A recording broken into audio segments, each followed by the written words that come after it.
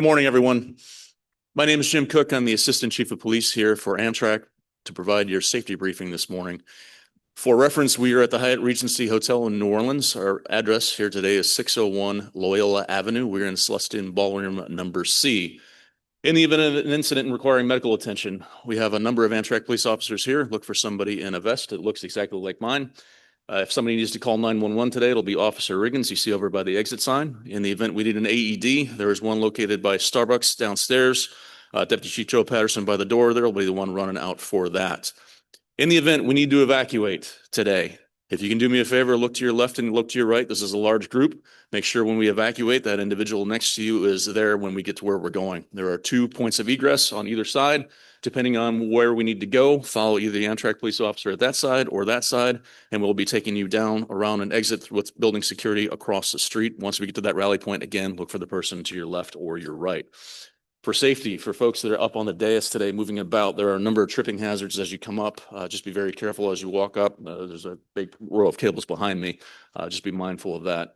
For health and well-being, it is that time of year. It's cold and flu season. Be very mindful of getting proper rest, knowing the signs that when you're falling ill, take proper precautions, get healthy nutrition. If you need to stay home, get preventative service, please do so. In the event of an active shooter, again, there are a number of us today from the Amtrak Police Department. We will be dealing with that threat. For citizens in the room, civilians, please take the appropriate actions, run, hide, and fight. That will mean going to the back exit here behind Officer Riggins to a safe area while we deal with the issue.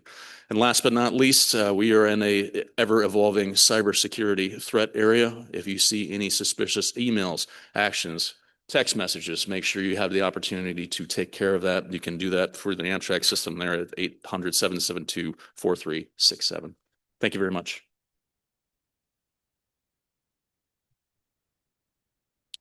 Good morning, everyone, and welcome. I think I know most of the people in the room, but to those who I haven't had the pleasure of meeting, my name is Tony Kosha, and I'm the chairman of Amtrak's Board of Directors.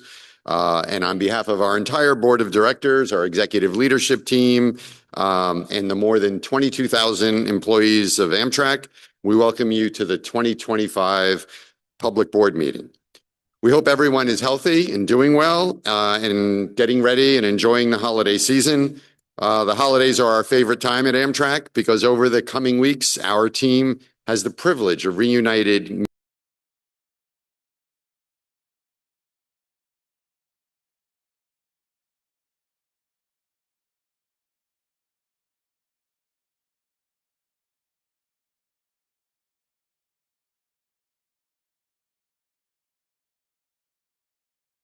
you've entrusted us to deliver America's national passenger rail service.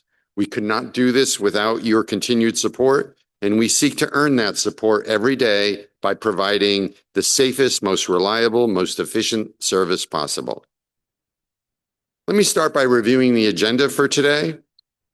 Our first segment will cover our welcome and introductions and some opening comments.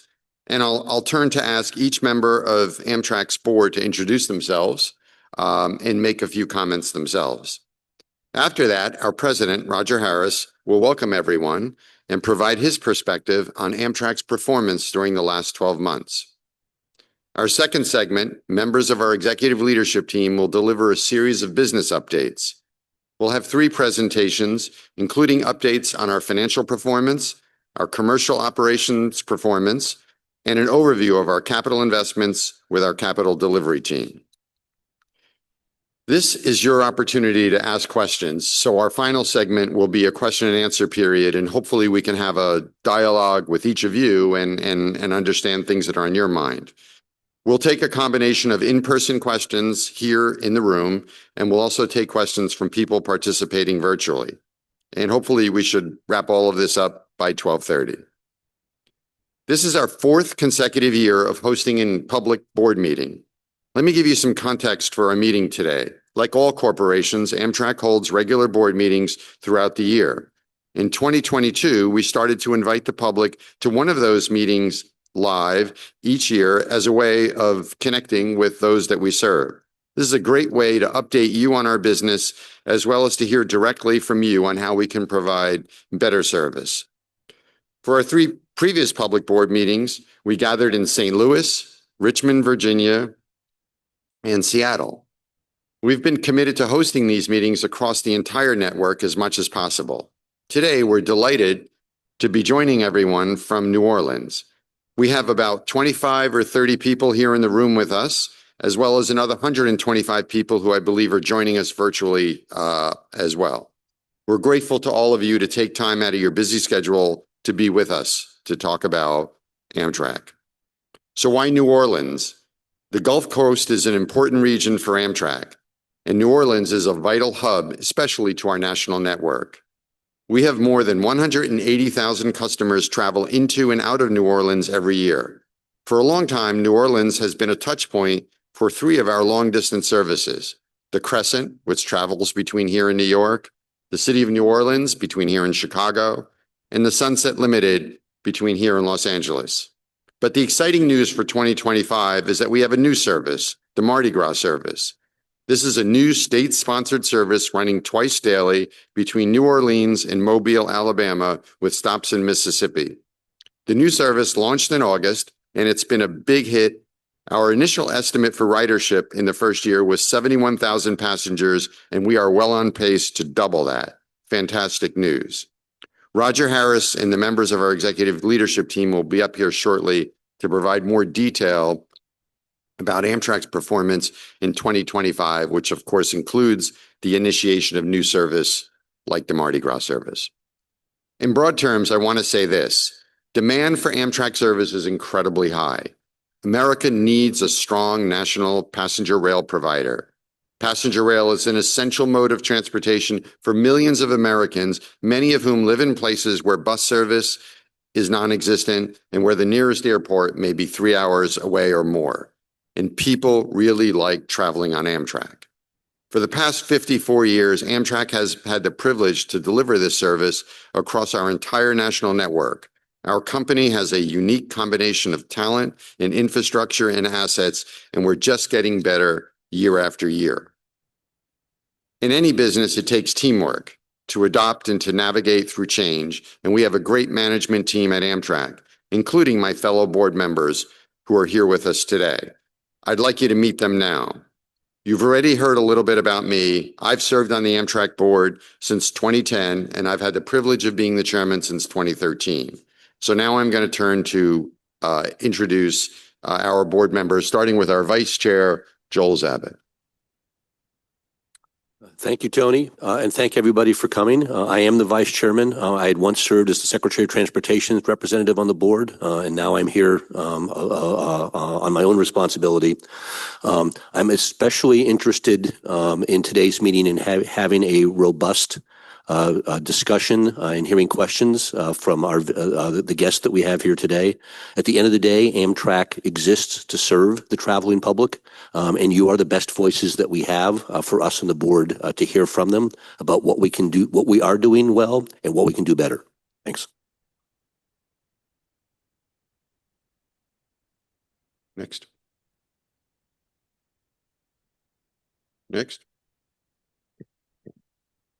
I'm Rob Gleason. I'm the newest member of the board. Am I coming through?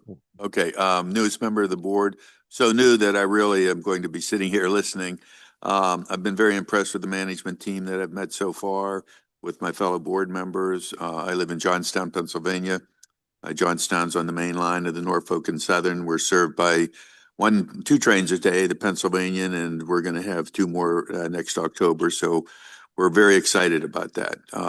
I'm very excited about the number of people now that are using Amtrak. Amtrak will only grow and get better as more and more people use it. I'm a firm believer at the end of the day that the government ends up doing what the people want to do, and they're voting with their ridership, which is very important as we move forward. So I feel happy to be here and working with everybody. I think the future of Amtrak is very, very bright. And thank you all for coming and being online. Good morning. My name is Lan Hee Chen. I am a member of the Amtrak Board of Directors. I joined the board earlier this year. I live in the San Francisco Bay Area. We're very fortunate in our area, in our state, to have state-supported service as well as the national network. And California is an important part of Amtrak, and I look forward to continuing to work with our very good executive team, as well as my colleagues here on the board, to move Amtrak forward in the years to come. I just want to say that it's been particularly great to be here in New Orleans the last couple days. We've had an opportunity to really get to know some people here and to see all the wonderful work that Amtrak is doing here in New Orleans, as well as in the Gulf Coast area. And it's been very much a great opportunity to hear and see the great work that's happening here. So I'm encouraged by that and look forward to the discussions today. Thank you. Good morning, ladies and gentlemen. My name is Ron Vittori. I'm certainly honored to serve as a board of director member of Amtrak. This is my second, if you will, public service role after serving as the 14th administrator of the Federal Road Administration. And with that, I'm very encouraged with what I've experienced as a board member with the Amtrak management team, insofar as what I've listened and learned from while contributing, to the board as well as to the Amtrak management team, my 50+ years in the rail industry, of which naturally everything that I gained was from people such as yourselves. And this is my opportunity to give back. But it's a pleasure to be with you this morning.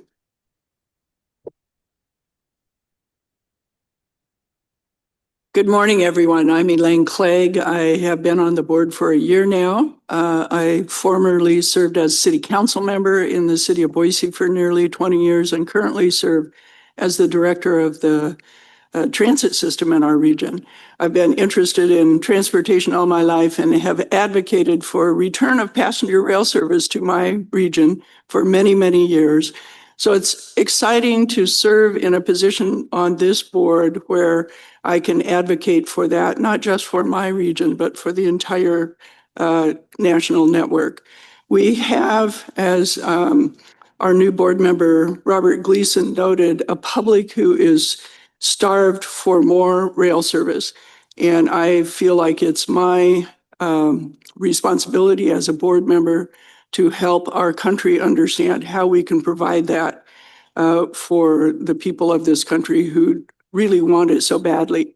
In my region, there are folks who are not just 50 miles away from bus or plane service, but 100 or 150. And good rail service would serve them in a way that they just don't have today.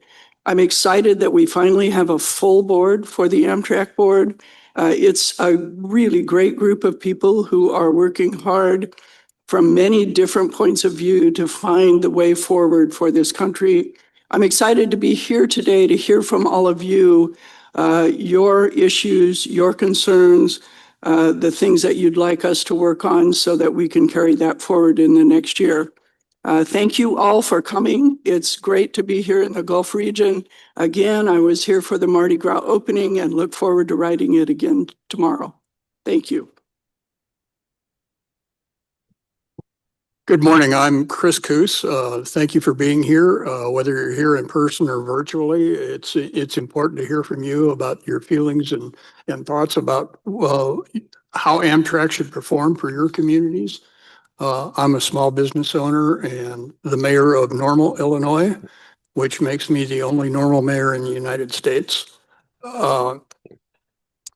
We have very good Amtrak service in our community, and I've realized how important that transportation asset is to rural America, and recognize the demand, the pent-up demand in this country for passenger rail in rural America, in places that are not served by an airport or an interstate.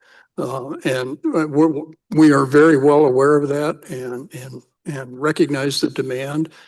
We can point to the Borealis service and the Mardi Gras service as new services that have been overwhelmingly accepted and successful, and look forward to duplicating that in other areas around the United States.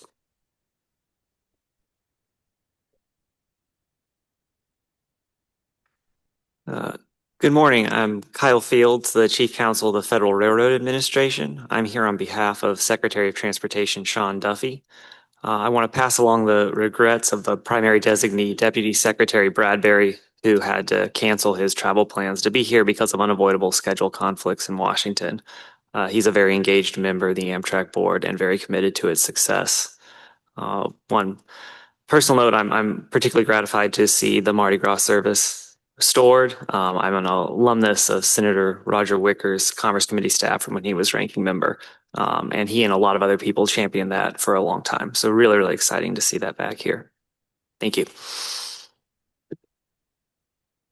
Thank you. Thank you, Kyle. I just want to sort of reemphasize that a point that Elaine made a minute ago, and then I wanted to hand it over to introduce one additional board member, that this is the first time in many years that the Amtrak board has had a full complement, and that complement is not just filling each seat, but filling each seat with people who bring to the board perspectives that need to be in the boardroom and to be considered. And I think that the future of Amtrak is going to be much, much stronger because those perspectives have now been made part of our governance process. And with that, let me introduce one of our fellow board members who was unable to be here today from Maryland, David Capozzi. Good morning. I'm sorry I couldn't be with you in person today. And as Tony said, I'm David Capozzi. I live in Gaithersburg, Maryland, a suburb of Washington, D.C. And this month marks my first year on the board. I'm the former executive director of the U.S. Access Board and the first person with a disability on the Amtrak Board of Directors. I really look forward to hearing your questions later on today. So thank you. Thank you, David, and thanks to all the board members. I wanted to close this segment by talking a little bit about Amtrak Board's commitment to transparency with the public. As you may know, Amtrak's board already has 3 annual meetings with key stakeholders, including this one today with the public, and then separate sessions that we have with labor leaders and also representatives of the disability community. The board has been considering steps it can take to provide greater transparency to board meetings, decisions, and activities, and continues to work on that process. Those steps include holding board meetings where board decisions are accessible to the public, and I think many of you may have participated virtually in a portion of our normal sessions that are open to the public. And we will make board activities and appropriate decisions available to the public and the board on our webpage and available through amtrak.com. We'll continue to post Amtrak senior executive compensation on an annual basis as we started several years ago. And we'll invite state representatives to attend board meetings at least once per year. And through all of that, look for ways to engage with all of you. There's been discussion in the last several days while we've been here about the success of the Mardi Gras service, and that success, and Kyle pointed to the work of Senator Wicker, is something that percolated from stakeholders who cared about expanded service and cared about restoring that service. And I'm sure it took longer than all of those of us who have been part of this would have wanted it to. But the reality is that came to pass because of the engagement with the public that we serve and the strong focus that was put on restoring that service. So it is a perfect example of how this relationship and this conversation yields some enormously positive results for all of us. So that concludes my comments for this, and I would like to now introduce our president, Roger Harris, who has, led us in an incredibly exemplary way, and I'm proud to work with Roger on something that matters so much to all of us. Roger. Thank you, Tony, and thank you, board members. Thank you, everybody, for being here today, and thank you for your support of Amtrak. It's an incredible honor for me to be at Amtrak at this important juncture. The popularity of passenger rail in general in the U.S., but also many, many records that Amtrak has set in the past year that you may have heard about in the press. We've been talking about it in recent weeks. And I will ask my colleagues in a few minutes to go through some more of those those records that we've achieved. But first of all, I'd like to just take you through the headlines because I think these are the things that are really impressive. Ridership, 34.5 million customers carried last year. I'll give a bit more color to that in a few minutes, but just to tell you, that's the second year in a row that we've broken our own internal ridership record. It was up 5% from last year, and basically with no new fleet. So we're generating this organically and also carrying it with the assets that we have today. Ticket revenue of $2.7 billion, which is up 10%, so slightly more than the ridership. Average fare was up slightly, but that's part of the good business that we need to run to pay for our cost base and get to train operations break even by 2028, which is our commitment to our stakeholders. Another measure of the volume carried is customer miles traveled, a record of 6.9 billion. So that's the number of passengers times the distance they traveled. Quite a record there. And then capital investment. And I think this is really the item which is most remarkable in terms of what we've been able to achieve. 5.5 billion, which is 25% higher than last year. My colleague Laura Mason will talk about some of the fabulous projects really putting infrastructure into the ground. Our investment in infrastructure is up 400% from 5 years ago, and you're really beginning to see the evidence of this. So important, I think, in terms of the government support for Amtrak. And with that, I would like to share with you a video about our successes in 2025. So this is a little bit of fun. Let's watch this.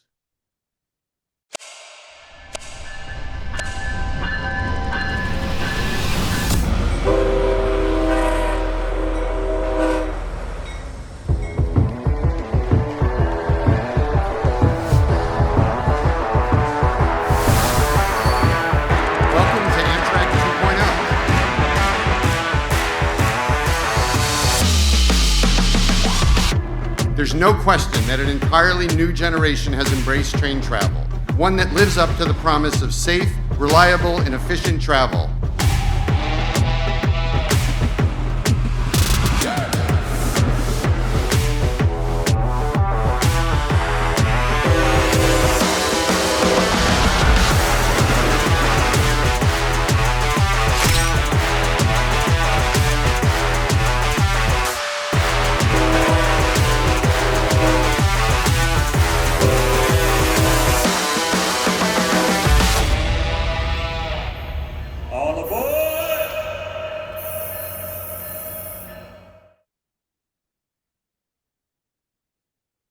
Good morning, everyone. My name is Costin Cornano, and I'm the Chief Financial Officer at Amtrak.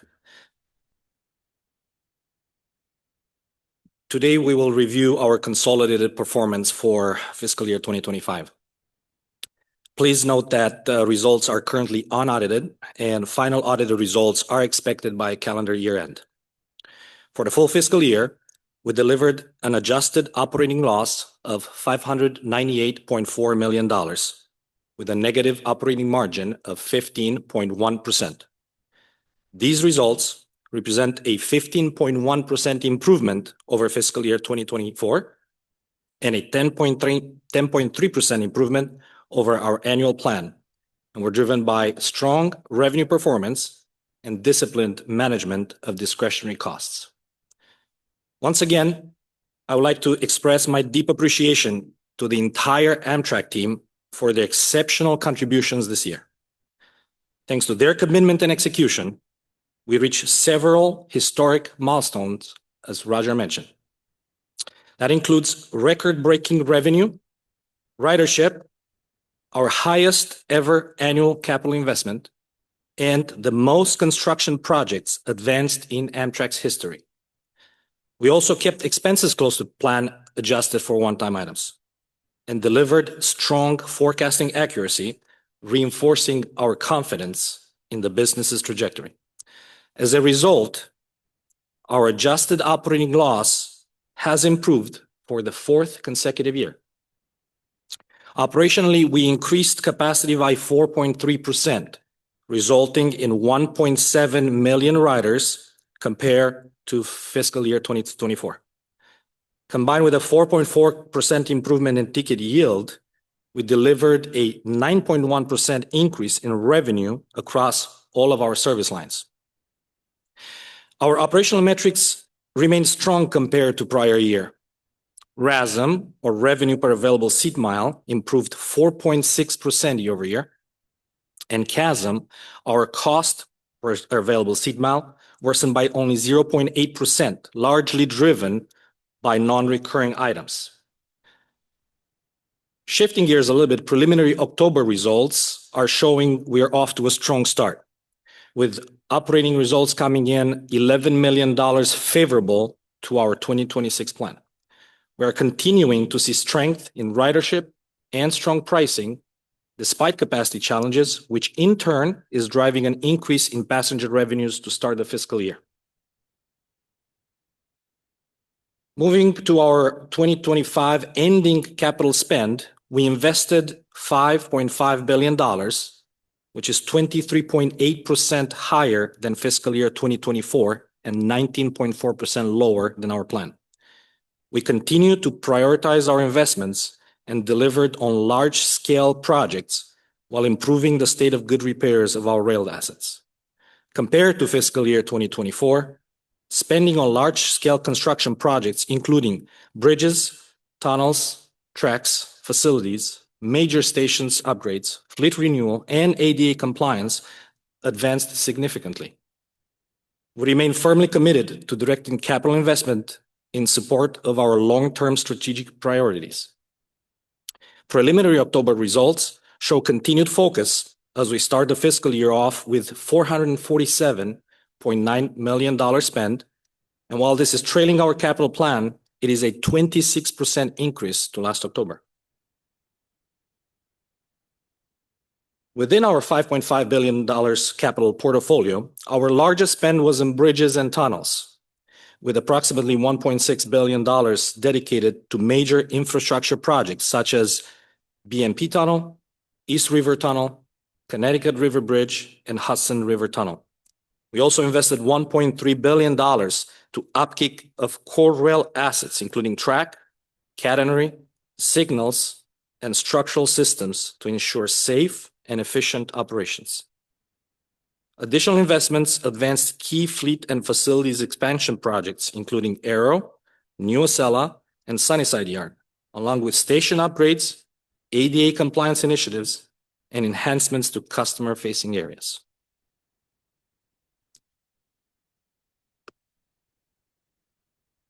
As we transition from consolidated performance, I'll now walk through results from our two business segments: passenger operations and infrastructure.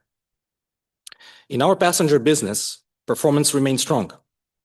Our adjusted operating loss was $312.8 million, a 35.4% improvement over fiscal year 2024.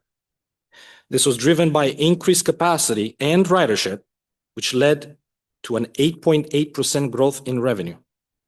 Core structural costs were well contained, rising only 2.2% year over year under inflation, and the adjusted operating loss came to 22.2% better than planned. October preliminary results also show a positive start to the year, with an adjusted operating loss of only $1.9 million, exceeding last October by $6 million. Shifting to our infrastructure business, we had an adjusted operating loss of $285.6 million. Despite 11% revenue growth, several non-recurrent expenses offset the gains. October preliminary results came in $6.2 million worse than fiscal year 2025. Now, I'd like to turn our focus to the service line results, starting with our Northeast Corridor operations. Our NEC service line continues to lead the way with a 2025 adjusted operating income of $353.8 million, or 32.6% better than fiscal year 2024. Revenue increased by 11.1% as ridership and ticket yield also surpassed prior year. We're pleased with the successful launch of the new Acela trains and their early performance. NEC service line remains operationally profitable and is the primary driver of year-over-year improvement. We entered the fiscal year with preliminary results of $58.9 million, representing a 14.2% increase over October 2025, signaling continued momentum and growth.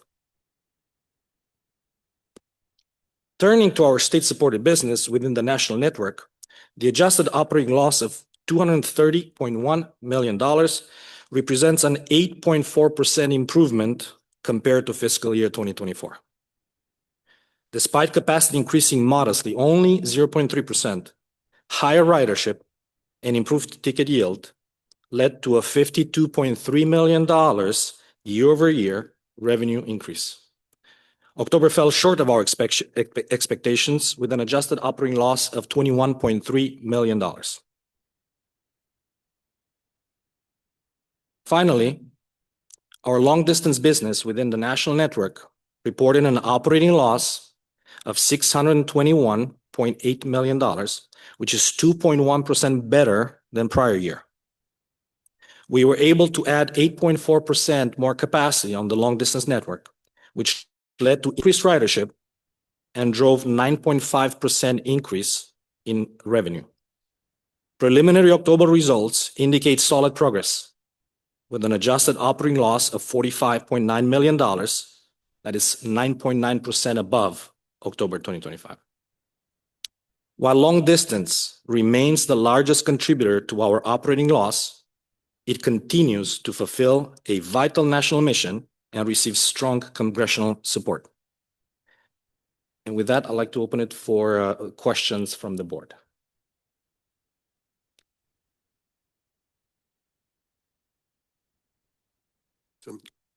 Costa, not a question, but more of an observation. I think implicit in the numbers that you just showed.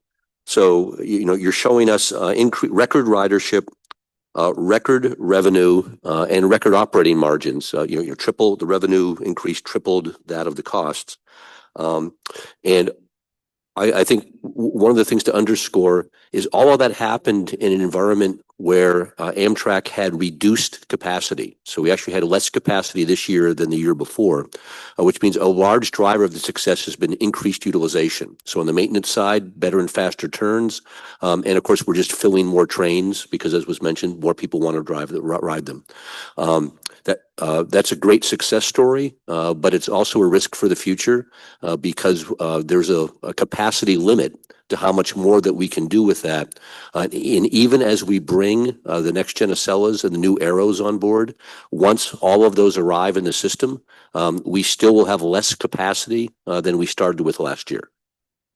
Thanks, Joel, for the comment. Yeah, I would only add that the national network has been slightly above year over year, but you're right, the Northeast Corridor has struggled, especially on the Acela service in terms of capacity deployment. And you're absolutely right. The ability to deliver with this old fleet, the capacity we have has been a challenge, but has been part of the success story of driving the financial results. If we actually think about the unit cost structure for the company adjusted for those one-time non-recurring items, we are actually better delivering year over year from a unit cost perspective. So we're very positive towards our path to profitability. Thank you. Constant, as Chief Financial Officer, could you share with myself, the board, and all the attendees, both physically and virtual, what do you see as far as the near-term challenges and risk going forward from the lessons that have been learned over the last 3 years?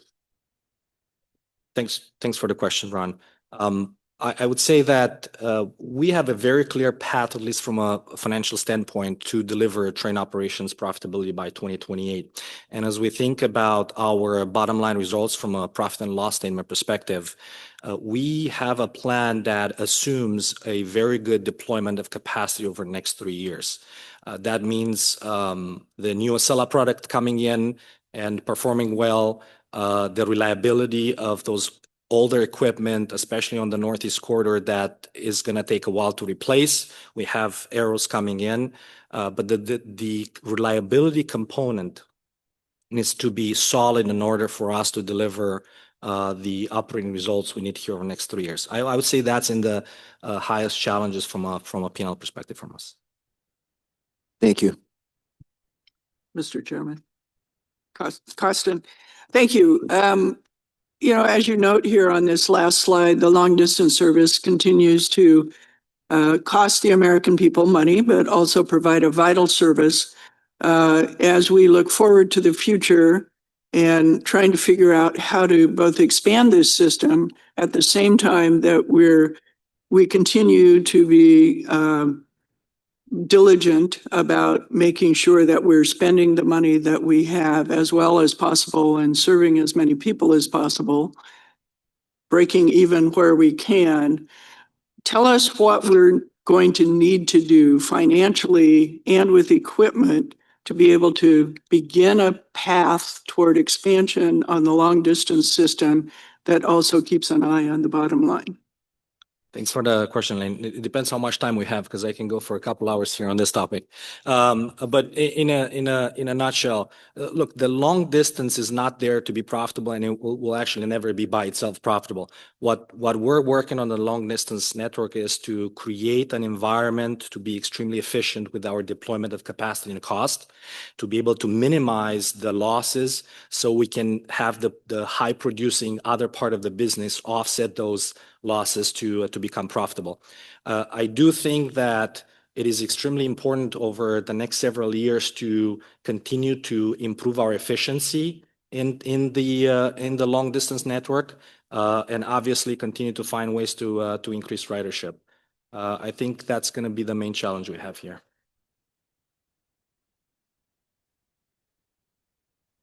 Okay, thank you. And now I'll turn it over to our Chief Commercial Officer, Elliot Hamlisch, for a commercial update. Thank you.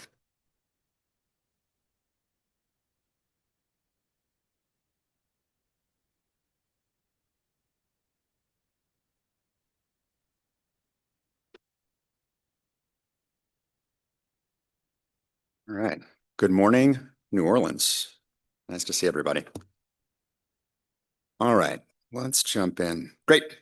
So, good morning again. My name is Elliot Hamlisch, Chief Commercial Officer for Amtrak. And I'd like to start with a look back at our FY25 ridership results, including some of the key contributing factors and performance relative to the prior year, as well as versus plan. So a couple of things to focus on. First, the tailwinds, which contributed positively to our results. And there are two. Number one, quick turns on our Northeast regional trains helped us to keep trains moving efficiently and drove more than 40% of our year-over-year increase in ridership. Two, because of the Line 2 outage starting later than anticipated, original plan was November, ended up happening in late May, we were able to maintain higher service levels on the New York state routes compared to what we had anticipated in our annual operating plan. Looking at the negative drivers versus plan on the flip side, a series of headwinds that we faced in parallel. First and foremost, next-gen Acela launch was pushed back from April to late August, which slowed our ridership growth substantially relative to initial expectations. And number two, the grounding of our Horizon fleet impacted multiple state routes. Looking ahead for a moment at the bottom of the page to FY26, October ridership came in roughly 1.6% below plan, again, primarily due to delay in next-gen Acela rollout as well as ongoing track work. That said, November is shaping up, or has shaped up, I should say, to beat the plan by about 2.1% in ridership, thanks primarily due to a very strong Thanksgiving holiday demand, which was driven in part by flight cancellations stemming from the government shutdown. Year to date through November, pleased to share that we're slightly ahead of plan by about 20 basis points or 0.2%. Looking ahead to the full year, we're forecasting ridership to finish just about 2% behind plan or 700,000 riders. So in summary, we've seen some positive momentum over the last handful of weeks. Equipment delays and planned track work will continue to put pressure on our full year outlook, and we're focused to the greatest extent possible cross-functionally to mitigate those impacts as much as we can. Let's take a deeper dive by service line. So relative to last year, FY25 performance improved across all three service lines. For the NEC, ridership was up just about 8% or 1.12 million riders. The big driver here, again, was the quick turns that I mentioned on the prior page in the Northeast, which boosted capacity in the first half of the year and offset some of the loss in the Acela capacity that I shared earlier. That pushed NER ridership up over 11%, adding 1.2 million riders, which was more than enough to cover Acela's decline of roughly 2.6% or 84,000 riders. We're also seeing stronger return to office trends. We've been waiting 4+ years to say those words, and we're seeing it, which is great. Nearly 70% of the increase over the last 5 months has come from weekday travel demand. So it's heartening to see that trend from a return to office perspective. On our state-supported routes, ridership grew roughly 2.6% or 370,000 riders. Borealis, one of our 2 new routes, which was mentioned earlier, led the way with a 140% increase, adding just over 120,000 riders, along with strong performance on the Piedmont, Adirondack, Capital Corridor, and Virginia routes.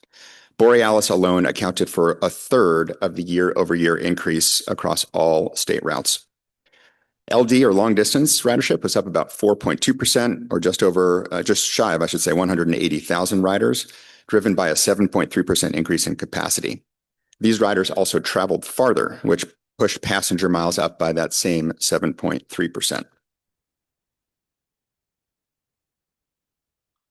Let's turn to Customer Satisfaction Index. We'll take a look at our FY25 results. Pleased to share that FY25 finished above goal and ahead of last year, thanks to improvements in the second half of the year. But I'll describe it as a tale of two halves. Starting with October through March, we faced some challenges in the first 6 months of the year. CSI scores lagged behind both goal and prior year, driven by severe weather and infrastructure projects across the network, which created significant disruptions. We faced harsh winter conditions nationwide. Hurricane Milton storms Blair, Cora, and Kingston caused downed trees, power lines, mudslides, electrical fires, and frozen equipment. Not a good combination if you are looking to run on-time trains.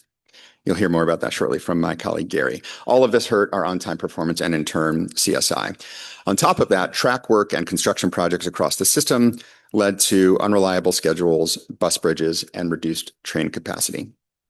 However, the silver lining is that in April, we started to see a turnaround. So in April through September, the last 6 months of the year were really a different story. CSI scores beat prior year and exceeded goal in April, August, and September by more than 2 points. So what changed? One, fewer disruptions and the completion of some projects certainly helped.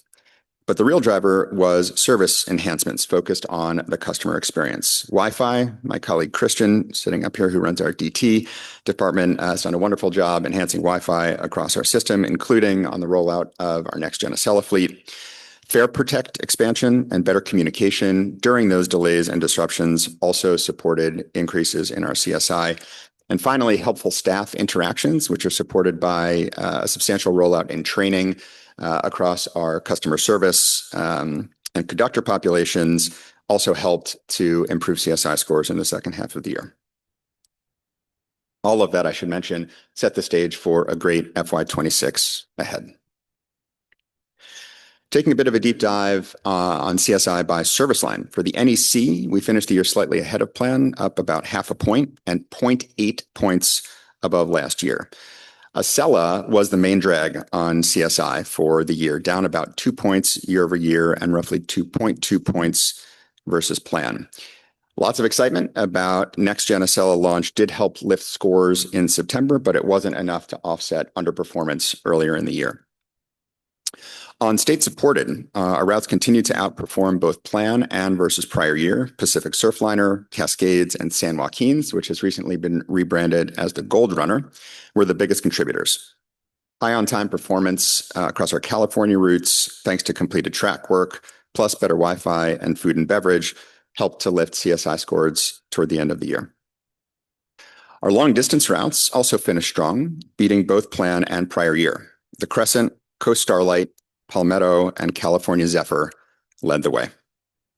So while Acela weighed on our overall NEC performance, strong OTP and customer experience improvements late in the year, along with strong performance on both state-supported and long-distance routes, helped to finish FY25 on a strong note.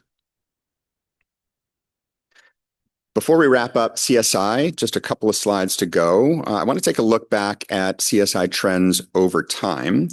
Since COVID, CSI scores, as you can see on this chart, have steadily declined. The main drivers largely being due to challenges with our legacy fleet, equipment reliability issues, and an increase in track work.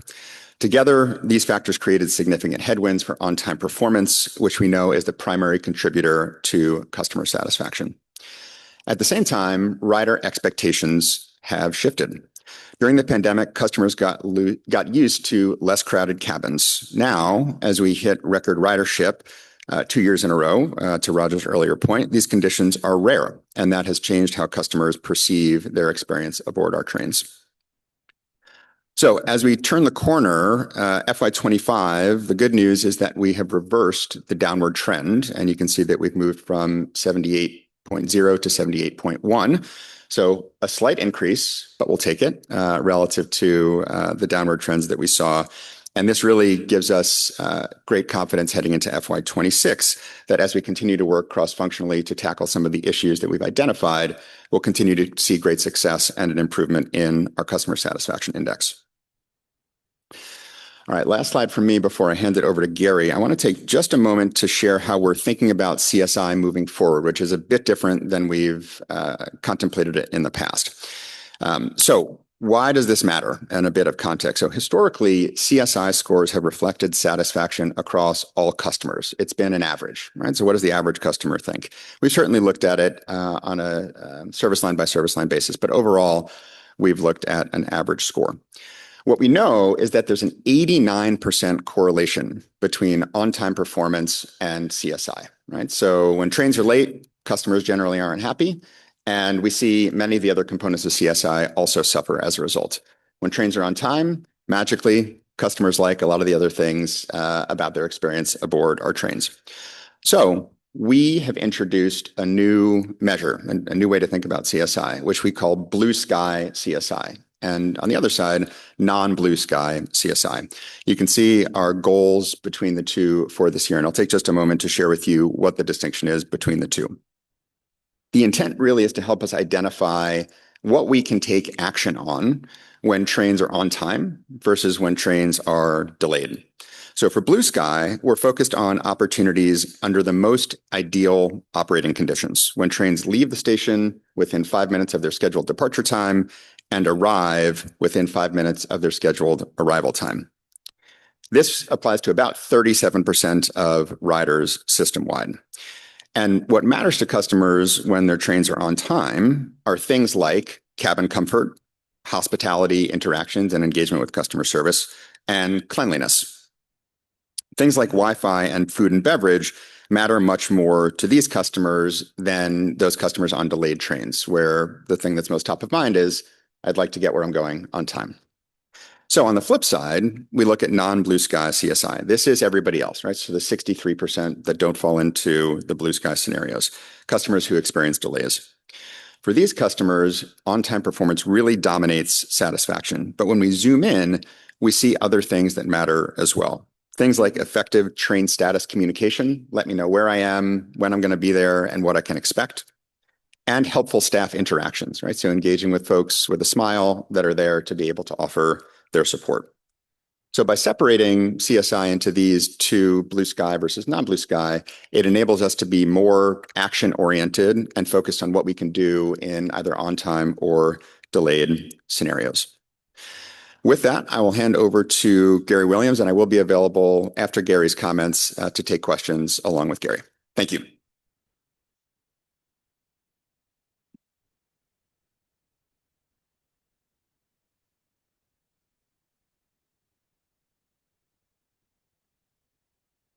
All right, good morning. As Elliot said, I'm Gary Williams, Executive Vice President of Service Delivery and Operations for Amtrak. And most importantly, I'm fortunate enough to represent the 18,000 men and women who work incredibly hard every day to overcome the daily challenges to drive the customer experience that we aspire to.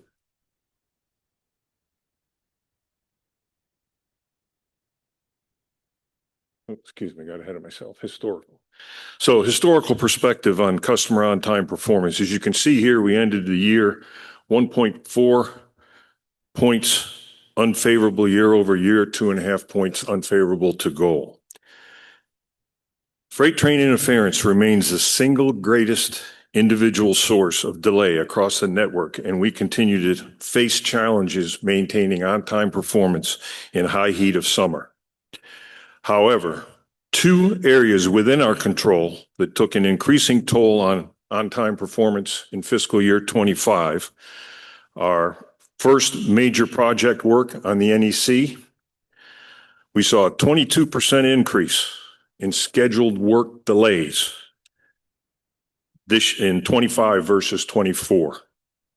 New projects started, for instance, B&P, Portal, Conn River Bridge, Susquehanna Bridge, and the East River Tunnel Line 2.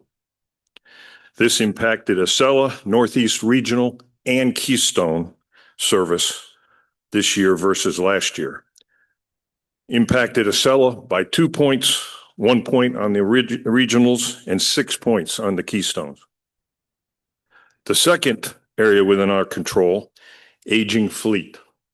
59% increase in car and engine delays, mostly due to the Acelas in 25 versus 24. We struggled to keep the legacy fleet operating, and these challenges were compounded with the infancy issues we expected with the next gen.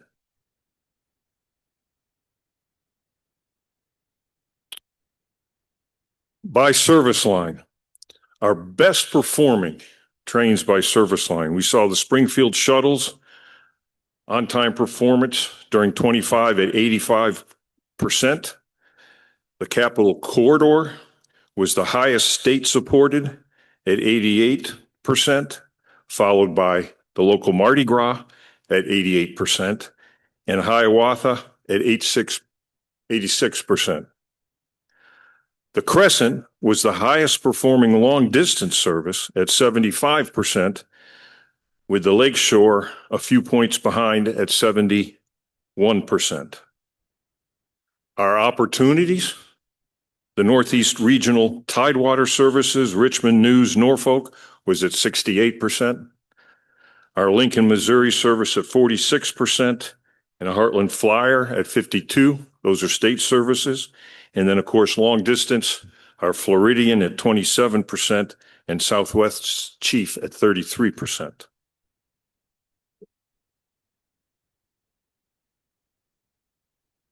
This shows you the improvements that were made during the last fiscal quarter. Between schedule adjustments and continuous improvement initiatives at Boston and Washington, we saw noticeable improvements. On the NEC, Richmond, Newport News, Norfolk improved by 15 points from March to September. On the state-supported side, the Cascades improved by 16 points in the same time period, with the Missouri River Runner and the Piedmont improving by 15 points. For long distance, our Auto Train improved by 36 points in that time period, with the Sunset Limited improving by 22 points.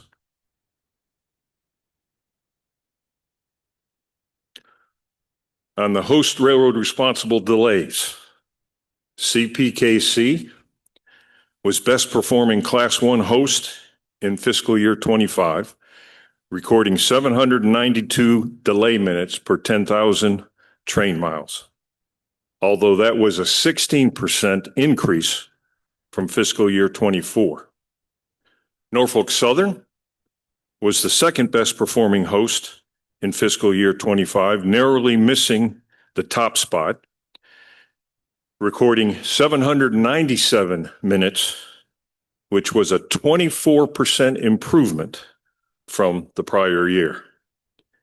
And Union Pacific was the worst performing Class 1 host in fiscal year 25, recording 1,120 minutes, which was just slightly higher than the previous year.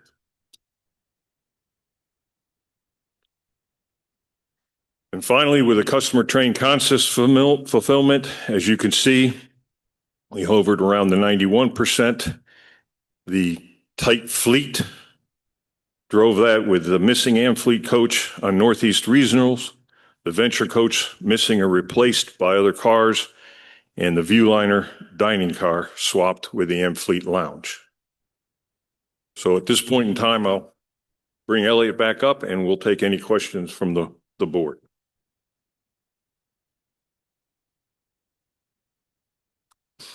So as Elliot comes up, Jerry, I'll start with one for you. You mentioned with the operational delays that were under our control, the construction of the Northeast Corridor, you said your 22% increase in delays last fiscal year. Obviously, that construction is going to continue this year, through this year. Do you have any reason to believe that we will be able to reduce the number of delays under our control on the corridor? I mean, that's our goal. I think we're getting, as we experience all this construction, we're getting better at scheduling and including the delays in the schedule so that our customers understand that it's going to take a little bit more time because of all the work. So I'd say we should see those delays come down.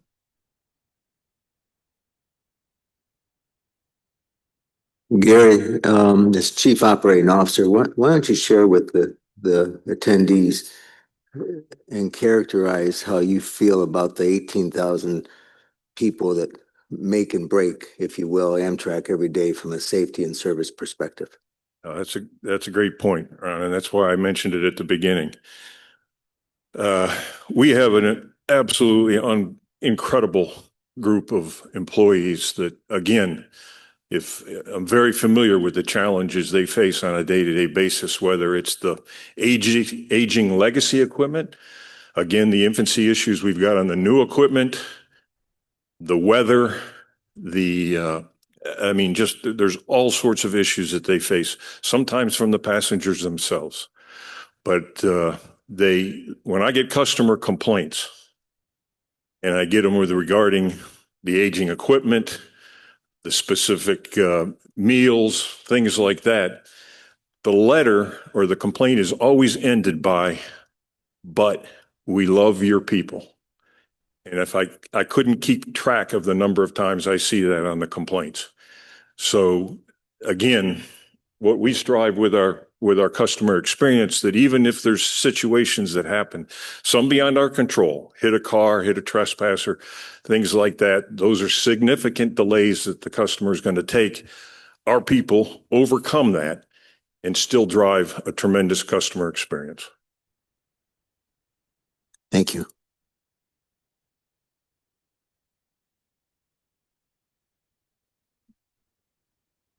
Okay. We don't want Elliot to go untouched.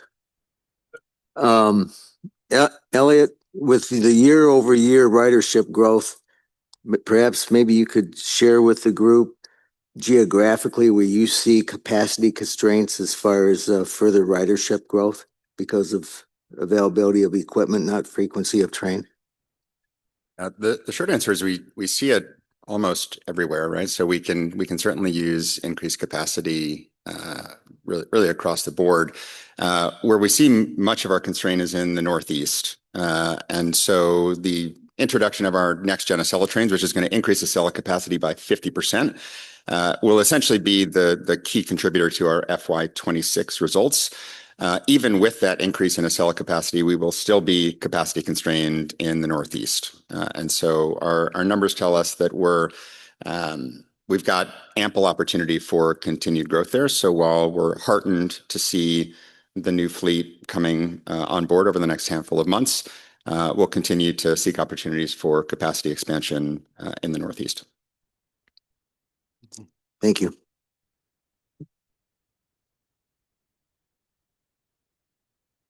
Yes. Next up, Laura Mason, our EVP of Capital Delivery. Thank you.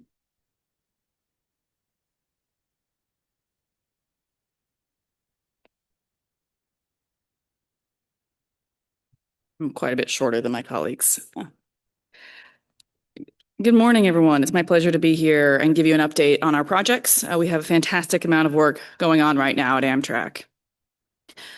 We continue our ambitious capital program. For those of you who attended this meeting in past years, a lot of my focus was about getting projects launched, getting contracts awarded, and getting contractors on board. Now, moving into FY26, it is about delivery and delivering on plan, as we have awarded a tremendous amount of work, and we have over $5.2 billion worth of work to do just this year. So I'm going to touch on the highlights by program. In the next gen Acela, you've already heard a lot about this from my colleagues, but from a capital project perspective, our goal here is to complete train set production and commission and accept all the train sets such that we can transition the Acela fleet entirely to the next gen trains by the end of this fiscal year. We are also continuing to work with FRA and Alstom to achieve full approval and run those trains to their full potential. On the Aero fleet procurement, this fiscal year, we'll look to spend $440 million on this acquisition, and the equipment production is proceeding according to plan. And that is a really good sign at this point in time that everything is on schedule. We've completed the first testing of the first diesel train set at Pueblo, and that is now on the corridor at Pencoach Yard, ready to start its testing. This year, we'll see the launch of those trains into service on the Cascades route in the Northwest. Also this year, we will begin testing of the new dual mode train set that will operate on the Northeast Corridor in 2027 and beyond. So 2 big milestones here to launch into service the first train set and begin testing on the dual mode. On the facilities, we have over $3.5 billion being invested in our level 1 maintenance facilities. These are 6 major programs across the country. And here in FY26, we will see the start of construction on the 5th of those in Sunnyside. And perhaps more importantly, more excitingly, is the completion of the Seattle maintenance facility improvements in this summer in 2026.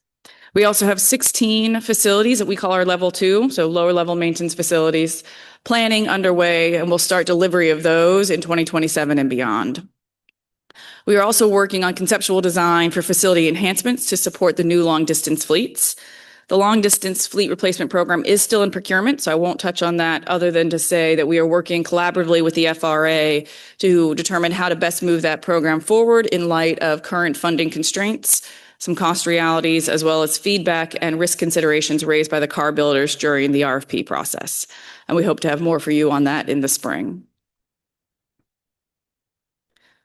Shifting away from fleet into our major stations, we have 2 major construction programs ongoing right now, particularly at Philadelphia's 30th Street Station, where this year we'll see the completion of the South Tower and the start of construction on the North Tower. Baltimore Penn Station, we're continuing to work there, working with our partners. I also want to highlight Chicago Union Station. It's very exciting to see major station work happening off corridor. We have a lot in development, working collaboratively with our partner, Metra, who is the Chicago Area Commuter Railroad, and that actually carries about 85% of the ridership through that station. So we're working with them on programs around the concourse and on the platforms and ventilation. And this year, I'm very proud to tell you that we will begin construction on the first high-level platform at Chicago Union Station. Capital renewal, we maintain a clear focus on achieving a state of good repair, which means working off the backlog we have within our track systems and signaling electric systems programs. From a portfolio perspective, we are focused on using asset condition to really drive our planning. We are trying to drive sophistication through this process, making sure that we spend money wisely and we target those assets that are most driving our reliability challenges. So what you see here on the screen is a focus on how do we get the most useful life out of our assets, and then by division, what are the key targeted improvements we need to make this year to reinvest in our track infrastructure. Tunnels and track. So beyond our state of good repair capital renewal programs, we do have some very focused large tunnel and track programs, notably the East River Tunnel program. This is the rehabilitation of line 1 and 2 following the damage from Superstorm Sandy in 2012. In FY25, we started the outage, and in FY26, this summer, we will complete the outage and reopen line 2. That work is going very well, on schedule and on budget. And line 1 will close for its modernization in September of 2026, so at the end of this fiscal year, and we'll complete this program next year. The Hudson Tunnel project is also well underway. That is led by GDC, but the work that Amtrak is leading on the Hudson Yards Concrete Casing Section 3 is progressing well and will finish in November of 2026. Bridges. We have over 5 major bridge projects in delivery at this time. We have construction started on Connecticut River Bridge, which you can see in the upper right. And I just want to highlight Portal North Bridge for a moment. This is a massive undertaking with New Jersey Transit in the lead, but we've worked very collaboratively with them and their contractor to keep this critical program on track and on schedule. And we will see the first revenue passenger service over the bridge starting this spring. So a very, very exciting moment for Portal North Bridge. Looking to some of our other projects, I also wanted to highlight Dock Bridge. Dock Bridge will see us this year issue a notice to proceed to a contractor and begin mobilization and decommissioning activities. I want to highlight this project because I think it's a great example of how we've been able to work with the FRA and with our partners to do some really serious value engineering and drive efficiency and efficacy through this program. We've reduced the scope to focus just on the critical assets that were most necessary to decommission and replace, as well as working with the Coast Guard to actually close this bridge so it will remain fixed in place starting this year. The scope we've removed are the assets that we felt did have adequate useful life remaining. So we're going to get the most out of the structural elements of this bridge. All in all, I think this is a great success story showing how Amtrak is working with the Federal Railroad Administration, as well as with our partners, PATH and New Jersey Transit. Finally, I want to touch on the B&P Tunnel Replacement Program. This is our largest single program within our capital portfolio. This year, we have significant planned work. We are continuing to advance utility relocations and design work, and notably continuing long lead material procurement, as well as the continued manufacturing of our tunnel boring machines, which we are acquiring 2 for this project. And with that, I would like to open it up to the board for any questions you have on our capital program. Thank you for that update. I have been reading a lot recently about some of the challenges around the Penn Station Access project, in particular, some of the dialogue coming from MTA. Can you talk a little bit about the degree to which you believe Amtrak has fulfilled its obligations on that project, areas for improvement, and maybe anything that's been left out in the dialogue around what's going on there? Sure, absolutely. We strongly reject the claims from MTA that we are the main cause of delay on this program. We have been an active partner with them working on this really critical project, and we want this project to complete as much as anyone else. However, simply put, the math MTA shared at their board meeting and with the press simply doesn't add up. Yes, we had some challenges initially with our force account and track access in the first 18 months, but we have remedied those. And in fact, at this point, we are exceeding our obligations that we made, the commitments we made to them. We are providing double the force account and nearly triple the track time that we committed to in 2021. And so it does not make sense that 18 months at the beginning of the project is leading to 3+ years of delay.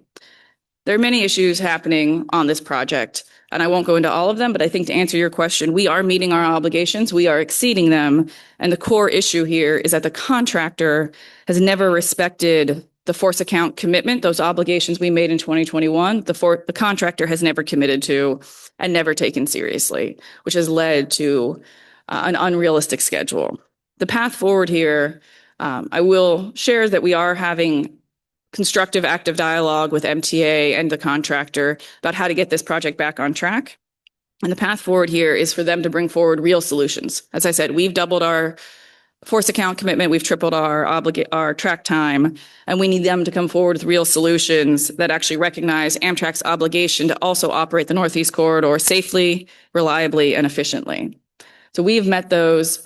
I will also add there was a lot of controversy around our East River Tunnel project initially before we started that outage. I mentioned before that the construction is on time and on schedule, and I'd be remiss if I didn't note how well our service team is doing. Thanks to Gary and his team, we are at 100% on time performance for the trains through those 3 tunnels that are active. And I was very pleased to see MTA share their good news recently that Long Island Railroad just hit a record high on-time performance of 96.4%. So clearly it is working on the ground level that we are meeting our obligations to our tenant railroad and fulfilling what we've set out to do. Thank you. Laura, with the recently instituted service from New Orleans over to Mobile, and CSX being the host, but Amtrak being a contributor to the capital infusion, could you give the audience an update as to what's been accomplished and what remains to be accomplished in that corridor? We are working collaboratively with them. I'd have to come back to you on the details of the work there, as that is, as you said, performed by our host railroad.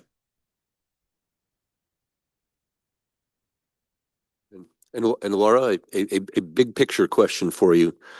So when I was first on the board pre-COVID, Amtrak was fortunate to get, say, $1 billion a year for capital investments.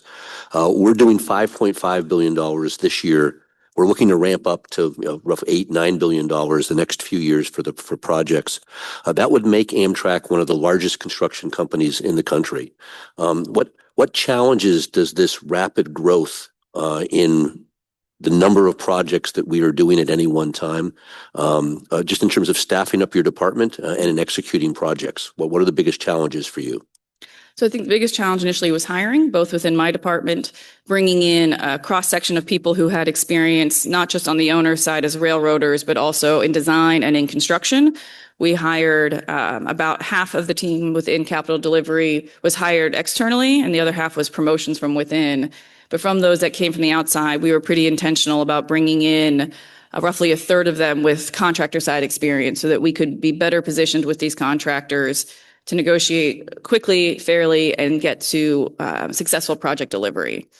Beyond the hiring talent, challenge has been process improvements and changes, working with Gary and his team around how do we best allocate our force account, how do we make longer term commitments, embarking on some of these long programs I've mentioned. These have construction schedules 3 to 7 years long. We need to be able to make commitments about force account and track access and build those into our future plans. So it has been a very big change for Amtrak to go from planning capital work on an annual basis to planning out not just 5 years, but the next 10 years worth of work. So we're working together through those changes, also with the finance team, to make sure that when we launch projects, we understand the commitments we've made, both financially and operationally to those projects, and we can meet them year over year. At this point now, capital delivery is well staffed. We will continue to hire some this year, but we are now in that mode that we've ramped up and we're ready to deliver.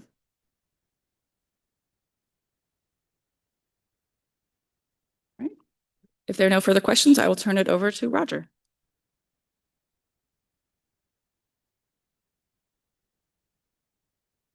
Okay, thank you very much, Laura. I would like to just recap 3 things that I heard from my colleagues just now. One was, I think, a remarkable turnaround in the business, both in OTP, on-time performance, and customer satisfaction index in the second half of the fiscal year. That was very noticeable in some of those charts that we saw, and I think that it's also reflective of our ongoing performance. So I want to thank the team on that. On the capital projects that Laura mentioned, I think it's kind of overwhelming, the number of different projects that are out there. And I think what's very impressive is the breadth of asset categories that we're investing in. It's not just state of good repair on the railroad. It's also new maintenance facilities. It's the trains that go into the facilities. It's the stations. It's the bridges and tunnels. But it's really a very fulsome asset program. As I said earlier, it's $5.5 billion a year. That's $500 million a month that's being managed. And I think the really, really impressive thing is that you're beginning to see some of these assets actually come to life. And the other thing that I would say about that is the importance of partnerships and relationships. So We work in a very, very complicated ecosystem of stakeholders and relationships. And you're seeing evidence, I think, of great work with partners. Laura mentioned the Portal North Bridge, where we're working. New Jersey Transit is the lead agency on that project, but we're working together on that. It's going to be here before we know it. As Laura said, we're going to see the first trains across the new structure this spring. The project, we've worked very closely with New Jersey Transit to keep it on time. And then similarly, the East River Tunnel, I want to thank New York MTA and the state of New York for their cooperation in letting us take the full outage there. We're 6 months into 13 months of renovating the first tube, and it's going on time, on budget, and very impressive. I can share photographs with people if you like about just how extensive the renovation project is. It really is going to be like a new tunnel, or two new tunnels, actually. And then the third thing I wanted to mention about last year is safety. So we don't see it much in the charts because it is really table stakes in everything that we do every day. One of the things I was so impressed with when I came to Amtrak 7 years ago was every meeting starts with a safety briefing. And it really is part of the culture. And we're very excited that in 2025, it was the third consecutive year of no National Transportation Safety Board's reportable incidents. And that's, I think, a really good mark of how safe a system we run. So you heard from Elliot that FY26 is off to a good start. And one of the things that's on the table, the way we're running the business in 25 and going into 26 is making sure that the team is more focused on the basics, making sure that we don't get distracted by a multitude of things that are not important at this point in time. And we've really focused the team on these three things. The first one is running a great railroad. I think that's something that we share with the administration, and I think we share with the traveling public. No one can argue with that. It means running a safe railroad, being on time, reliable, and with high quality service, which also includes clean trains. If you go over to New Orleans station, which is just a couple blocks away, you'll see gleaming trains that have just been through the car wash. We opened a new car wash in New Orleans last year, and every train goes through every day, and it really has made an enormous difference. We have a whole car wash program going on around the country, and we have 3 new ones besides New Orleans that have recently opened. So it's our commitment to running a high quality railroad.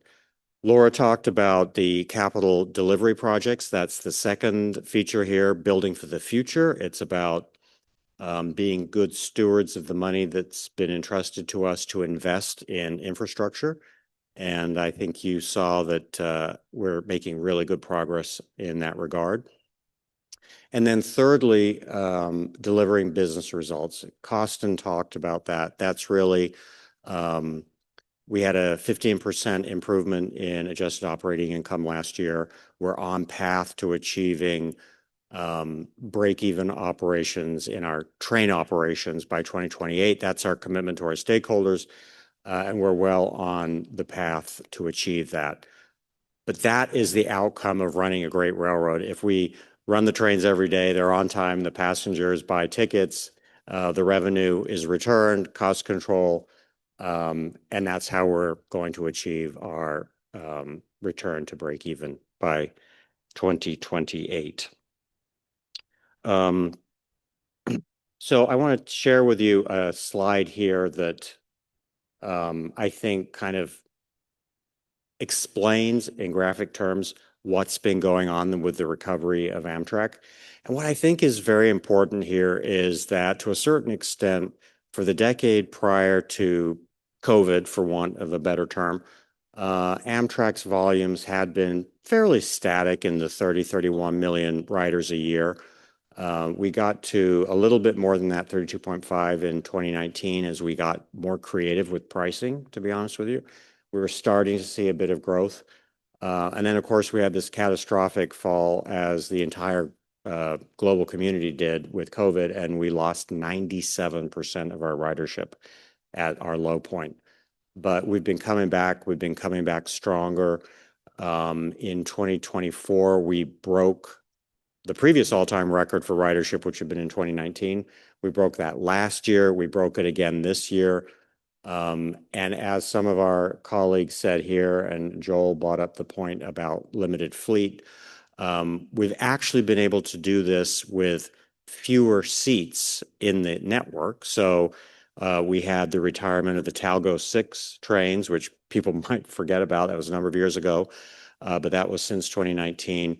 We also had the grounding of the Horizon fleet due to corrosion issues last year. We had some of the legacy Acela fleet set down, offset by some venture car deliveries in the Midwest. But in general, we have fewer seats in the system.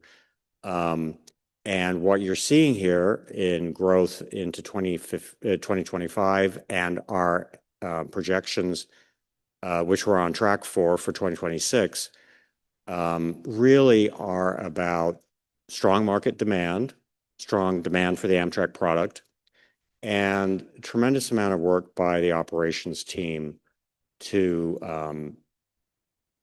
innovate in terms of how to maintain the equipment more efficiently, how to turn the trains more efficiently in the stations, how to clean them more efficiently, et cetera. So we're getting more work out of the assets that we have until we are able to implement all of the new fleet that you also heard about. So the fabulous new Acela trains that were first launched in August and we continue to roll out. And of course, the new Aero fleet, which Laura mentioned. And we're so excited because they're going to be entering into service next summer. So it really will be a huge transformation in the Amtrak product and also further opportunities for ridership growth. So with that, I think we're going to turn to our Q&A session. But first, I'd like to ask if our board members have anything else that they would like to add or comment on before we go to the public Q&A. Roger, this is David. I just had two questions.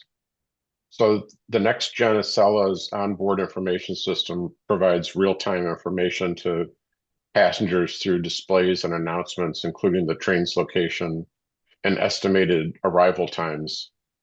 Combined visual and audible signage provides more effective and accessible information than visual or audible signage alone for passengers who are deaf and passengers who are blind. A few weeks ago, I heard that there were issues with the system. Can you let us know the status of making the onboard information system fully accessible? Yes, and David, first of all, I would just like to make a note and thank our disability community for the tremendous support that we do receive from them. We are, I think, without doubt, the mode of transportation of preference for passengers with disabilities. We really appreciate the support from the community, which has been ongoing for many, many years. And we've certainly tried to be a good partner in terms of elevating the experience and providing improved product. And yesterday, actually, I want to call this out, was International Day for people with disabilities. And so I just want to celebrate that for a minute. But David, to your point, the visual indications on the Acela trains, the OBIS, or the onboard information system, we think is going to be a huge improvement for alerting people, especially people who are for our deaf customers, for upcoming passenger stops, et cetera, more information about their train journey. So far, the system has not been activated. We're working with the train builder, Alstom, on that product. We're expecting a new release, software release from them at the beginning of next quarter, so after the new year. And we're hopeful that that new release will activate the system fully by the end of next quarter.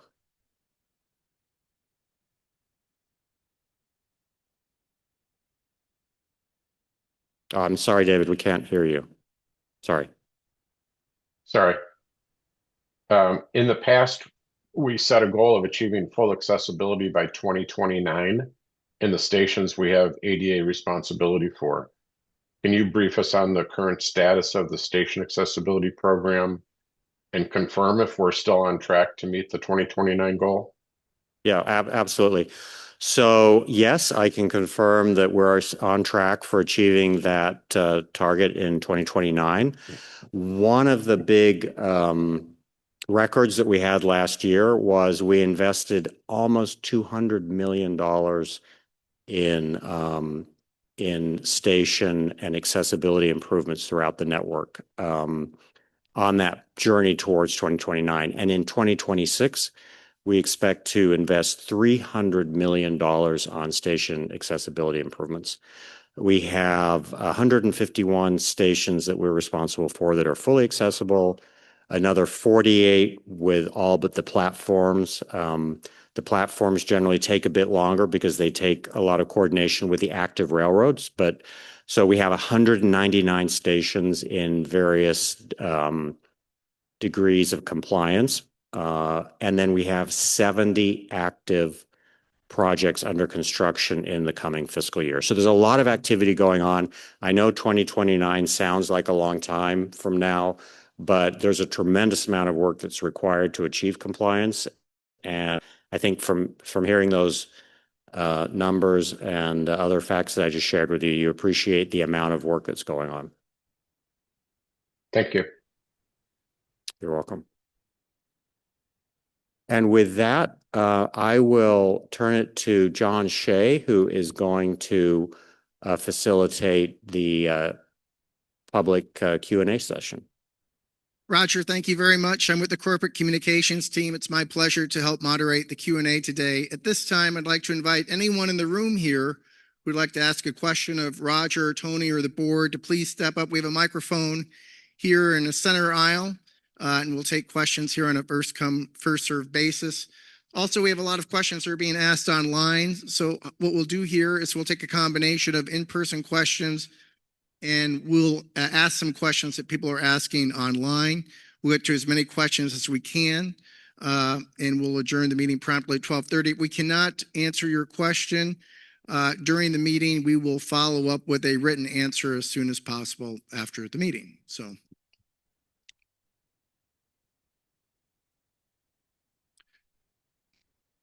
we're good. Morning, everyone. I'm Jim Matthews. I'm President and CEO of the Rail Passengers Association. First of all, thank you for doing this. We think it's great that you make this available every year, and we're really glad to be here. And I am going to say before I ask my question, congratulations to Roger for a great year. It's pretty obvious that there's new energy at Amtrak, and I think we've actually talked about this before. This is actually a great time to be Amtrak, and it's pretty obvious today why that is. My question, Joel kind of got there before I did, but it sort of permeated the whole morning, and it's about capacity, right? We are excited about the next Gen Acela. I took that ride and really enjoyed it. Our members are really enjoying it. We're excited about the Arrows coming online. I mean, it's going to be terrific. We're hoping to see some progress on the Superliner replacements, but at the same time, as you noted, we had the issues with the Horizons. The RFI came out about decommissioning 500 cars. So we're very concerned about capacity. And Joel brought up the idea that that's kind of a lid on growth. And we all know that this country needs more rail service and not less. Surface transportation authorization is coming up. That's clearly going to be our number one focus at the association. Can you talk a little bit more about what it's going to take and what we should be asking for in the surface reauthorization to get that capacity where we need it to be? Because what we're seeing is new capacity coming online, but we're also seeing capacity leaving the system. And that's very troubling for all of us. Thanks.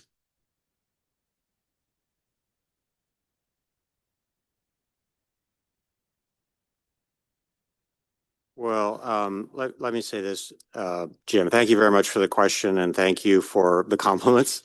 It certainly is a very exciting time to be at Amtrak. And I would say this, that the lack of capacity or the opportunity for capacity is a high class problem in a world of business that is really one of the things that is a good problem to have. I would say this, we are working on all avenues of, restoration of equipment, rehabilitation of equipment that is still roadworthy. So we don't take anything for granted in terms of the amount of capacity that can be restored. We have several business cases going on to look at justifying additional capacity for the Northeast Corridor, because one of the things I know that people are talking about, I've heard, is that fares are high. And, to be honest with you, when you run a business with supply and demand, it's usually a result of the fact that there is so much demand out there for your product. And the best way of making your product more available is to have more capacity. Because if all you do is lower the fares, your trains are going to sell out sooner, and then people aren't going to get the tickets they want. So definitely capacity is very necessary. We're looking at different ways that we could achieve that, including through grant programs from the federal government. We're looking at ways that we can be more self-sufficient.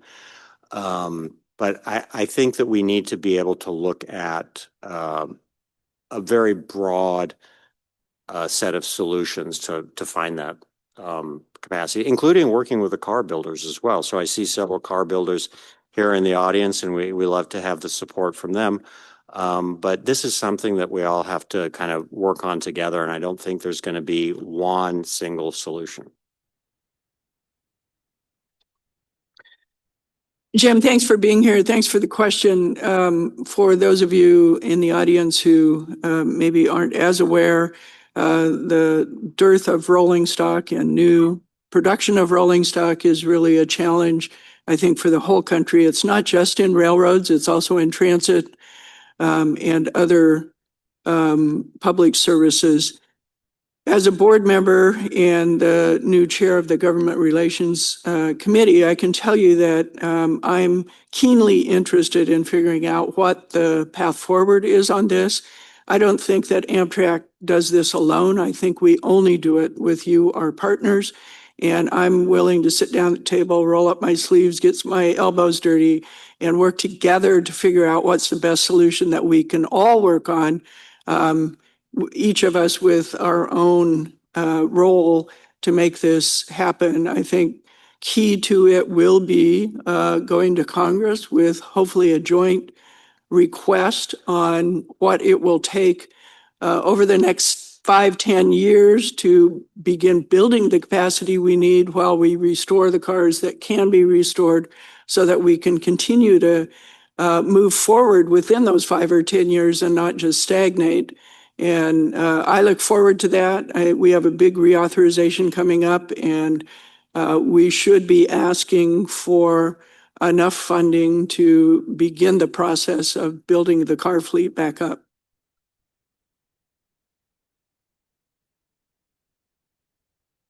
Jim, let me share to you and the audience and attendees. There's nothing more valuable than standardization. Standardization breeds a scale that will be both efficient in the way of availability, maintenance, and costs. And that's something that I think is an opportunity for Amtrak to seize.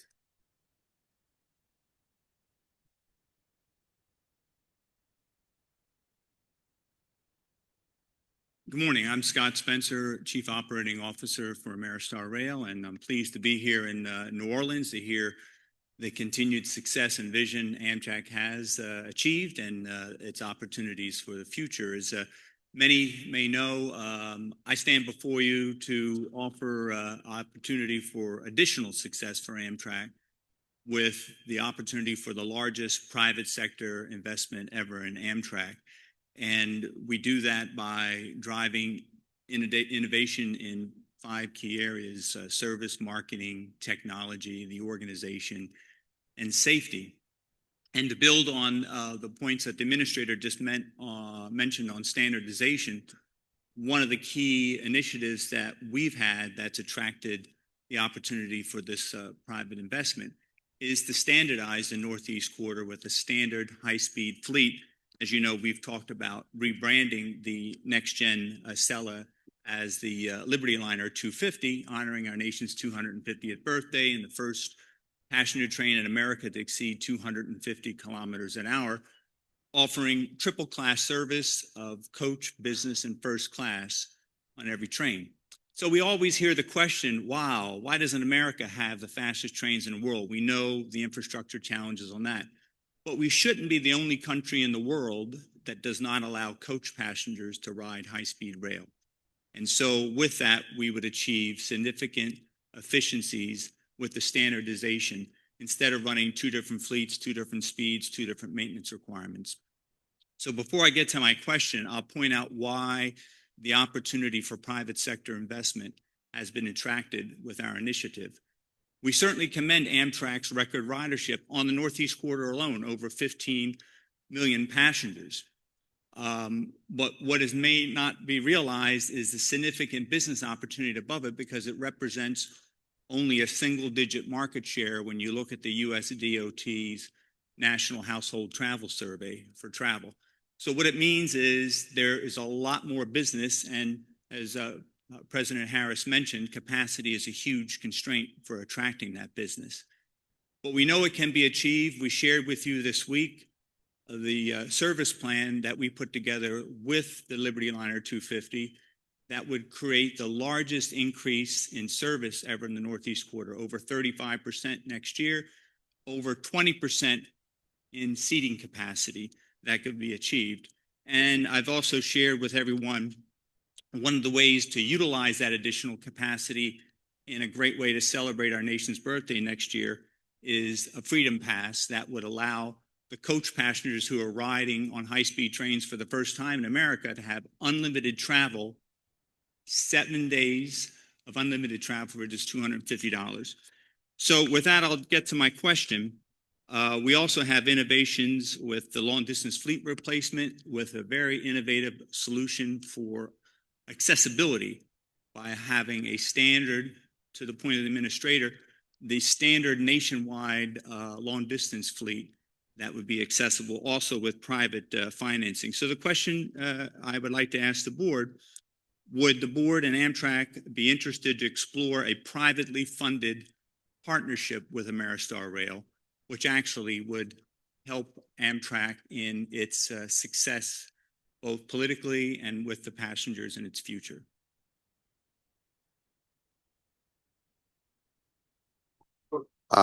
Scott, thank you for the question. And I know you've shared some of the materials of the good work you and your colleagues have done on this subject. And I know that the board has that, and I think management does as well.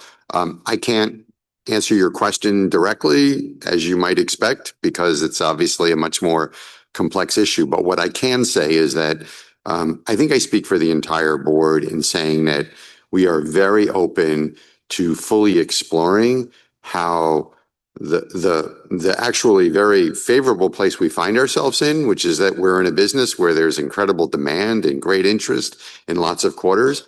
And we are very anxious to explore the intersection between Amtrak's role and the private sector's role in trying to find a way to have 1 + 1 = 3. And so, yes, we are very interested in your proposal as well as other initiatives that have been brought to the board's attention and to management's attention to try to find a way to engage fully the private sector options that might allow us to expand what we can do.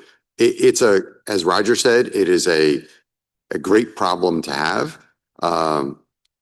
A decade or so ago, when there was not a whole lot of interest in passenger rail, there was not a lot of interest from the private sector. In fact, the reason why Amtrak operates the passenger rail system is because the private sector owners of it determined it was no longer a viable mode for them to continue to operate. But now we're in a very different position. People are very interested in rail. And we have a very strong interest in seeing whether there's private capital or private innovation that can be brought into the mix in order to allow us to do our job and do it better. So I appreciate your interest, and obviously much more to come on the subject. appreciate the opportunity to continue that dialogue, and that's all that I was suggesting, that we look at exploring a mutually beneficial way to attract private sector investment innovation to continue the momentum of Amtrak's success we've heard here today. So thank you. Thank you.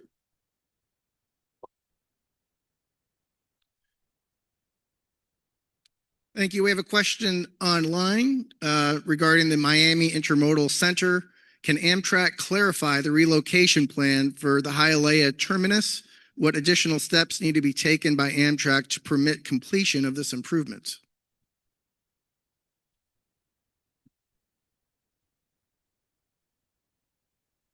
I'm not sure. So we have a we currently have a ADA station and platform improvement program going on at the Hialeah terminal.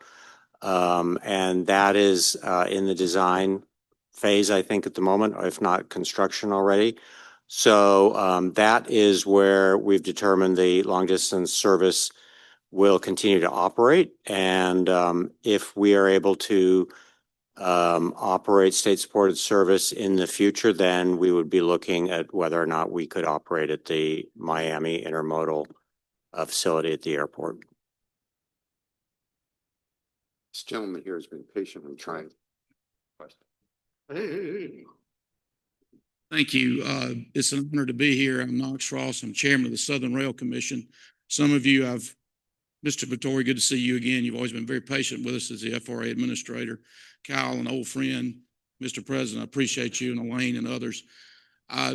Before I get to my question, which has to do with the service, I just wanted to thank you all, and I want to point out that Mr. Harris and Jennifer Mitchell in her role at FRA have just gone to great lengths to make this service happen. Because with all the things y'all talked about this morning, with the amount of equipment that you don't have, with the struggles we had with the host railroads, which I would like to point out have done a tremendous job in running the service. And CSX, Norfolk Southern, the port, all of our partners have done a tremendous job of making the service work. And I think that what you all are seeing, that I'll let Amtrak talk about that in the service, the metrics, the numbers you're seeing are just tremendous. And it gives me great pride to see, compared to what you're seeing across the system, they're just terrific. And we're just very excited about the ridership, the revenue, all those sorts of things. Excuse me, before I ask my question, I just wanted to point out all of that is happening because of a bunch of these people that are on the back row. And service and mechanical, onboard service, and Amtrak sort of putting a white glove on this. I mean, everybody has come together and done this. This is how Amtrak ought to run. It's terrific. The people love it. We are so excited about it, but it doesn't happen without all these people, Richard Hollander and his group, the service and mechanical folks back there, all of those. And they are very dedicated employees of yours, and we're very grateful for their service. And I just want to point that out. A lot of times they don't get the recognition they deserve because they're the ones out there doing it. But I want to thank you all for supporting us and making this happen. And I know Mr. Vittori touched on this, and I know there's not a lot you can say, but one of the things that the people on the ground are very interested in are the improvements, the Chrissy improvements, you know, where we are on those. I know a lot of that is not available to be discussed, but maybe there's some that is exactly, you know, where we are on those, you know, the stationary improvements in Mississippi that are funded through that, and also the service improvements between the railroad, the host railroads, and Amtrak. But thank you all for that. Knox, thank you so much. And, you know, thank you for giving that shout out to our employees, because it is an incredible team here and they have really made this new service work. And so I'd like to give them a hand.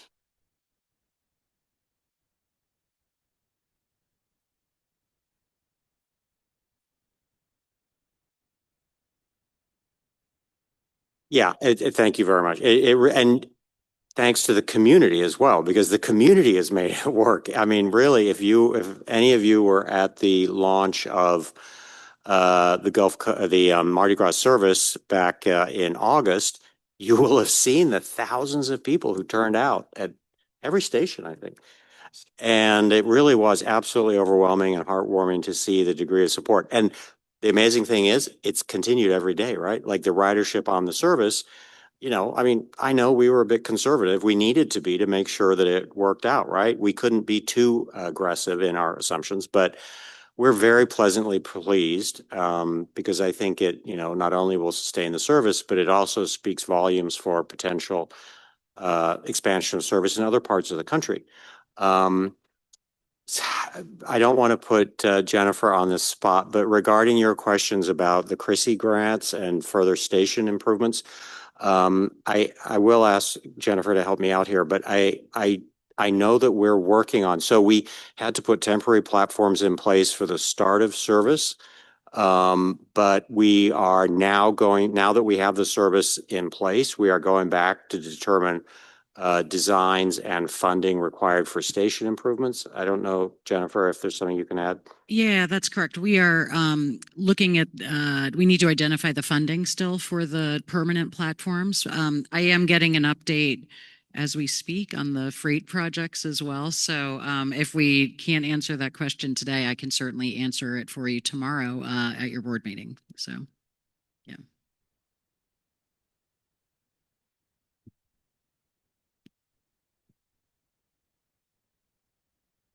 Morning and welcome to New Orleans. My name is John Spain. I'm the Vice Chairman of the Southern Rail Commission, and I live about an hour from here in Baton Rouge, Louisiana. So thank you for being here. Thank you for the coast train that all of us have worked decades to have happen. It's a huge success. We're delighted, as I know you are, with the ridership numbers, and we think they will continue to grow. It won't surprise you that I want to talk to you just to remind you about a future train, and that connects my hometown of Baton Rouge to New Orleans. As you sit here today, it's the 20th anniversary of Hurricane Katrina. And we've often looked at what are the lessons that we as a country, as a state, as a community have learned from that storm. And one was that we need to get people out of harm's way as quickly as we can. And doing trains would have helped us had we had that opportunity back in 2005. So as we continue to plan, I would just renew the effort to say, let's work with the state of Louisiana, the other public and private partners, to look at how we can add a Baton Rouge to New Orleans route to the system. It would connect the state's two largest populations and the economies. It would create an evacuation route by train to get people out of harm's way. And we just want to remind you that we very, very much appreciate what you've already done, but would like to continue the conversation about Baton Rouge, New Orleans, and the I-20. There is a significant amount of support in the legislature for both of those routes. There is a support for identifying state funding that could help some of those routes get started. So thank you for being here. As we say in New Orleans, bouton roulé, let the good times roll. And I hope you will enjoy our city while you're here. But we also look forward to seeing you many more times coming back to talk about how passenger rail can be a great part of this state. Thank you very much.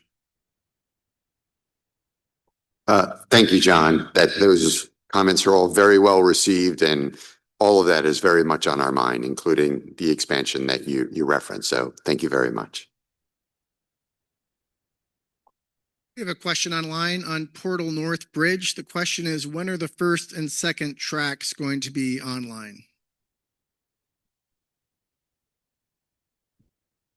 Thank you, John, for that question and for the online questioner. As I mentioned, we're really pleased to share that the Portal North Bridge project is still on schedule with the schedule that we published at the groundbreaking of this project. That means that we are looking to have the first track in revenue service with passengers riding on it this spring, and the second track in service by this fall, so fall of 2026. Thank you, Laura. We have a question on customer service. The vast majority of frontline Amtrak employees are outstanding, as Gary Williams said, and provide top-level customer service, but others can be difficult and may require additional training. How does Amtrak approach training and coaching of employees who are at times in need of such support? All right, I'll take that, John. We have some really good tools. Elliot talked about our CSI measures. We're able to pinpoint CSI results to individual employees and teams of employees on trains. So we recognize by that, and we also focus the opportunities for additional training and so forth based on those scores, based on customer feedback. We're very active in that area. Thank you, Gary. Another question, since you're in New Orleans, what are the plans for upgrades to the Magnolia Room in the passenger terminal and returning the Sunset Limited service from 3 days per week to daily? So I was in the Magnolia Room yesterday. I think I can tell you. Richard, are you Richard here? I can't quite tell. Okay. I don't know. Richard, do you want to talk about what's going on in the Magnolia Room for a minute? I know because you are driving it, and I think you deserve to comment on that. So we have improved the Magnolia Room. There's been lighting improvements, some furniture that's been ordered is going to arrive in January to increase the capacity that we can have in the Magnolia Room. We've increased our availability for snacks and water in the Magnolia Room, and we're looking forward to working with the FDA to possibly put coffee and more snacks in there for our customers. And thank you very much, Richard.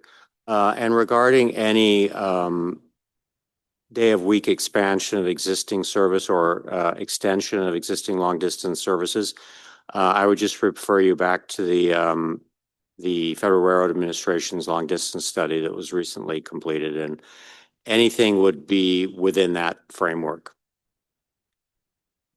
Thank you, Roger. We have another online question concerning Siemens charger disruptions. What active process is underway to eliminate disruptions of the new Siemens charger diesel fleet? All right, I'll speak to that too. As it was mentioned, our partners are here today. We have tremendous support from Siemens. We work very closely with Siemens in the states on the state chargers and continue to see increase in reliability. Sometimes it's not as quick as we want it to, but there's a lot of things we're working on with our partners and continue, as I said, continue to see improvements. And on the other side of that, we also are working with our crews, our mechanical desk facility in CNOC, so we can improve our troubleshooting and working with Siemens to educate our folks. And then a third avenue is to make sure in incidences, a lot of times the incidents we have out on line of road are a result of something we can't quite control, hitting a car at a crossing, hitting debris, things like that. And we focus very much on our response time to make sure we're taking care of the customers. Gary, well, I'll have you one more question for you, follow-up, or not follow-up, but a different question on shunt antennas. Can we get an update on the status of the shunt antennas needed to deal with the shunt signal issue, specifically on the CN in Illinois? Yes, very specifically on the CN in Illinois. We have, first of all, we have a design and they're being built. The states have agreed to fund 5 of them for the Midwest chargers. And I think notice to proceed was granted in mid-October. Thank you. Another online question here. The Virginia Passenger Rail Authority is building the long bridge over the Potomac River, connecting both freight and passenger rail from Virginia to DC. The question is, will the Floridian and other long distance trains be able to get over the long bridge during the closure that starts next year?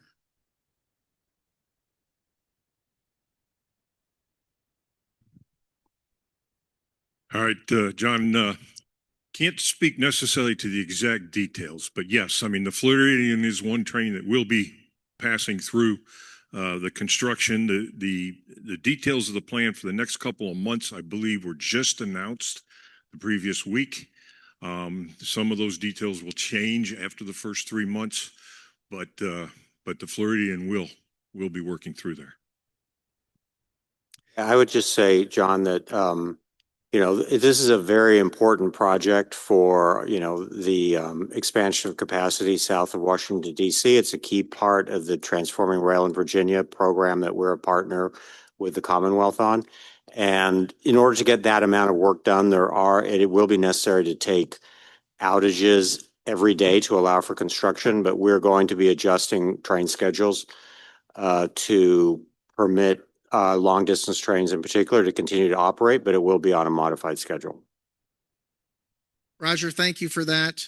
I have a question about food and beverage. Can we expect to see traditional dining expanded to the overnight routes, particularly on the Texas Eagle, Crescent, and City of New Orleans this year? If not, at a minimum, can flex dining be done as it is on the lake shore with proper entree plating and table service?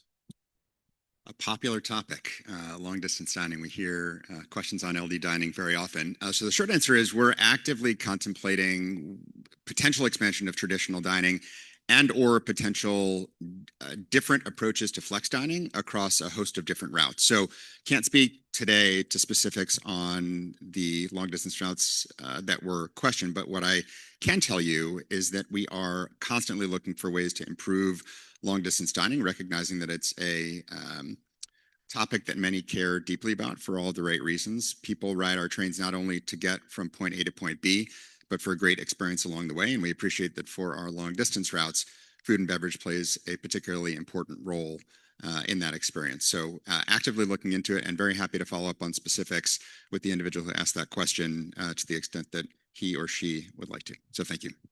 And Elliot, one more for you while we have you on autism awareness. Will Amtrak paint an autism awareness locomotive like New Jersey Transit has done? A good question.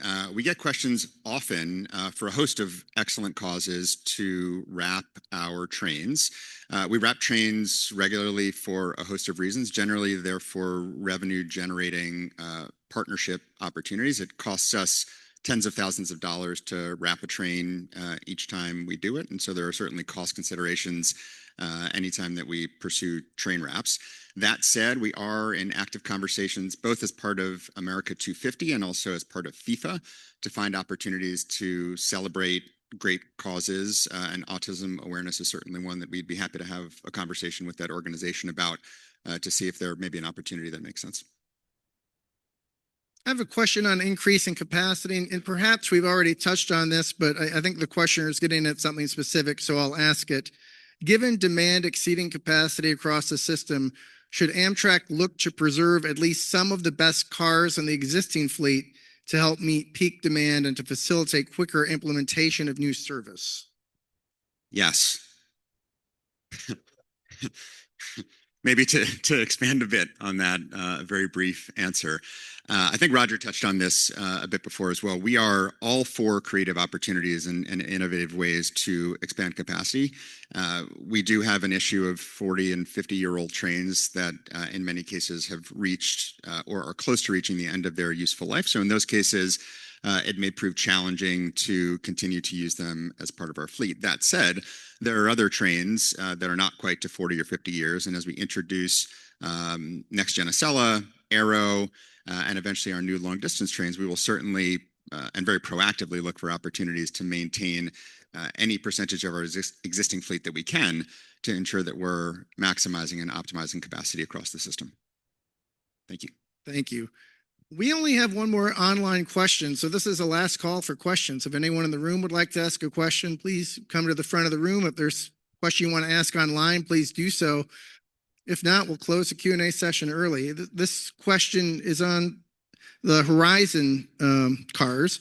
Are you able to update us on the Horizon cars that are at the manufacturer for repair?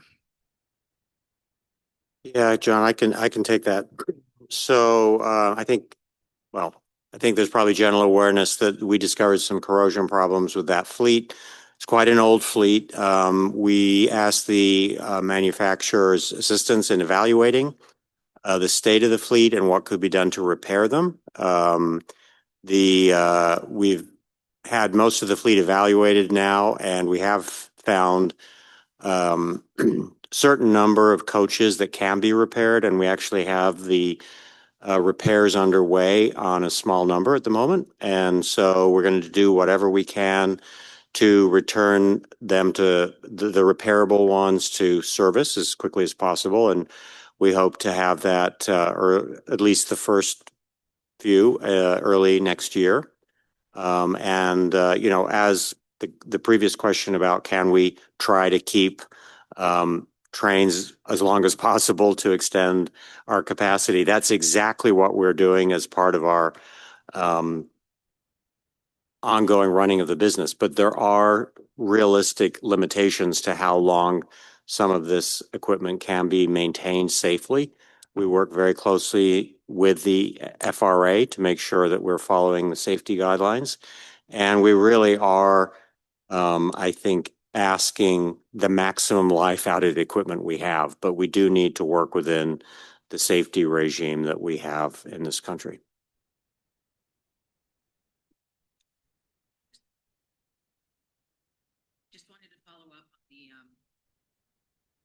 I just wanted to follow up on the question about the status of the Gulf Coast projects, and I know Ron asked this as well. There are 12 total projects that are part of the CRISI application.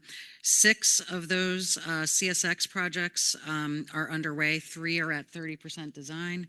3 will be at 30% design in the spring. We have 3 NS projects which are not yet started. We're still working with NS and FRA on some of the terms of the agreement. Similarly with the Port of Mobile project as well, we're still in some negotiations with them on the construction agreement too. As far as the station projects, we do have IIJA supplemental funding that's been identified for those. We are out for bid for design build on those, and we expect the award sometime in about January, with construction beginning in the summer of 2026. And that'll include the permanent ADA compliant platforms, as well as the CRISI funded state of good repair improvements. So, sure. Thank you, Jennifer.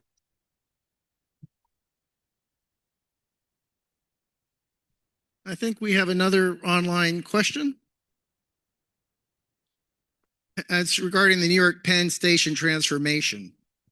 Are you able to share any additional information on the current Penn Station transformation plan and any proposed expansion south of Penn Station and surrounding private-owned land, and how they may have impact future plans for expansion?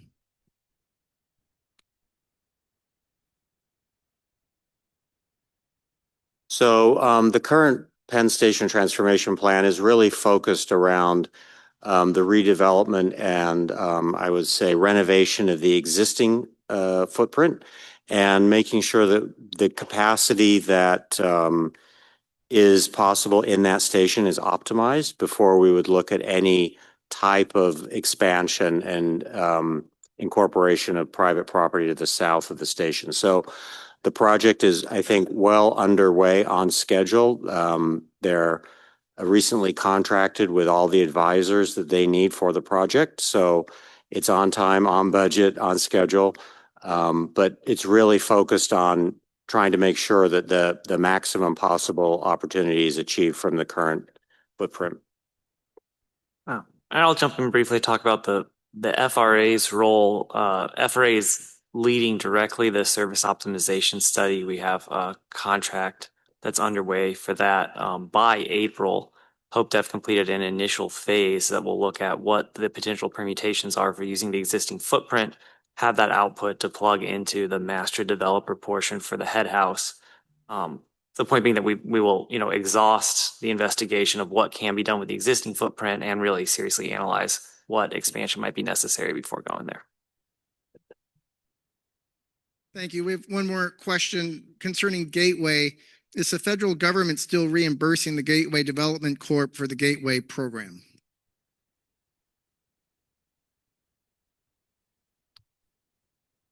I'll take that. The answer is yes. There is a funding agreement in place between the Gateway Development Commission and the federal government. There are issues now that have been raised by the FTC that the Gateway Development Commission is responding to and working very productively with the FTA on responding and addressing those issues. And the project continues, and work on the project is continuing. And there's been significant levels of interaction between the FTA and the FRA and the federal government generally and the Gateway program to address outstanding issues. Thank you, Tony. We have another question. Are there any efforts underway to retime the Adirondack to reduce the nearly 2-hour delay northbound in Albany en route to Montreal?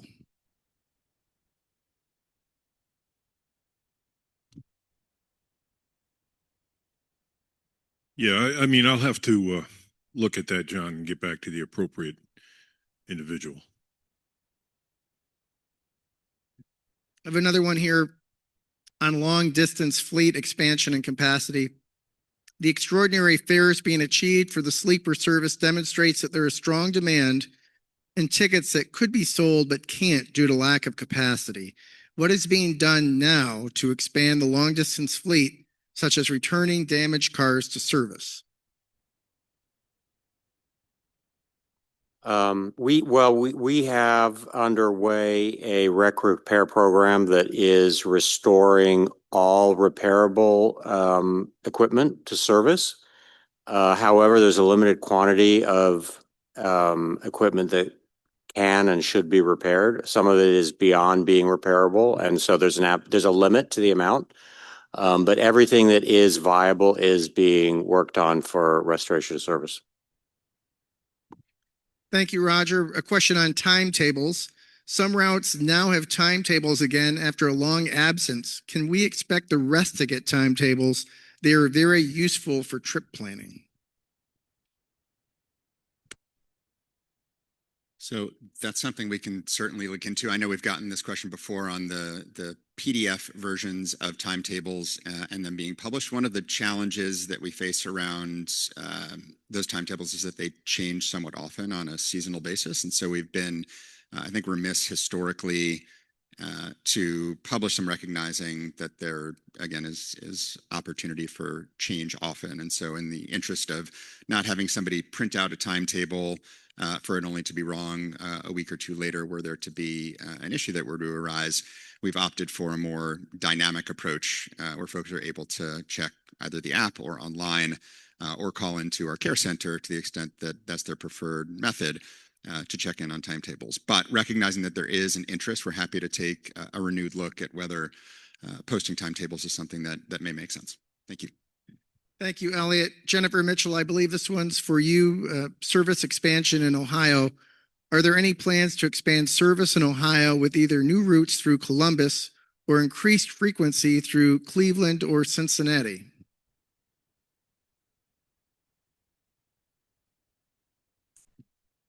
We have corridors that are in the corridor ID process right now. Those are not ones that Amtrak is leading. We are working with the Ohio Rail Development Corporation and the DOT there on those projects as well. So, but those I understand I believe have gotten committed by FRA into step 2 for those projects, but I can also follow up with you all on that. Jennifer, thank you very much. There are no further questions online, and we have no further questions in the room, so we are going to close the Q&A period. And we'll go to closing comments. Thank you, everyone, for your questions. We will post the Q&A online here in the near future, and appreciate the board and the ELT and everyone with your support in answering the public's questions today. Thank you. Thank you, John. And thanks to all for your questions and your comments. Let me say that on behalf of our entire board and our executive leadership team, we are very grateful for your time to participate in today's public board meeting. It's obviously very, very important for us to hear directly from you on what we can do to provide value to the American people through Amtrak. We commit to you that we will do all of this. We will do this again and try to make sure we are as connected to you as possible. In late 2026, we'll host another public meeting. We can all get together again and see how we've done in the last year. FY 2025 was a very outstanding year for bringing the business forward, and we're hopeful that next year we're going to again be celebrating what has been significant accomplishment. We don't have a location yet for next year's meeting, but as soon as we do, we'll make sure that that's widely circulated and posted so everyone has the opportunity to make plans to participate in that as well. If you take one thing away from today's session, hopefully it's optimism. Optimism about what we've been able to accomplish and what we think we can accomplish going forward to transform our system into something that truly meets the needs of the traveling public. Amtrak plays a very vital role in the mobility of Americans to move around the country and people to experience both relationships and opportunities, and hopefully we're rising to meet that challenge. Most importantly, I'm grateful to a very committed board you see assembled here, people who have committed an enormous amount of their time and experience to trying to guide this company in a direction that truly serves its mission. And of course, a very committed executive leadership team led by our president, Roger Harris, people who are very, very committed to making Amtrak a best-in-class operator in the nation's transportation system. But it's also important for me to express on all of our behalf the thanks to all of you. We've talked a lot about Mardi Gras in the last couple of days that we've been here, and that is exactly an example of the kind of support turning into very tangible improvements. People like Jim Matthews and Hub Knox have been continual sort of motivators for Amtrak to reach its next level of capability, and we're very, very grateful that you've stuck with us on this journey. So with that, I wish all of you a very safe travel home. I wish you and your families a wonderful holiday season, and we will see you again. That concludes our meeting. Thank you.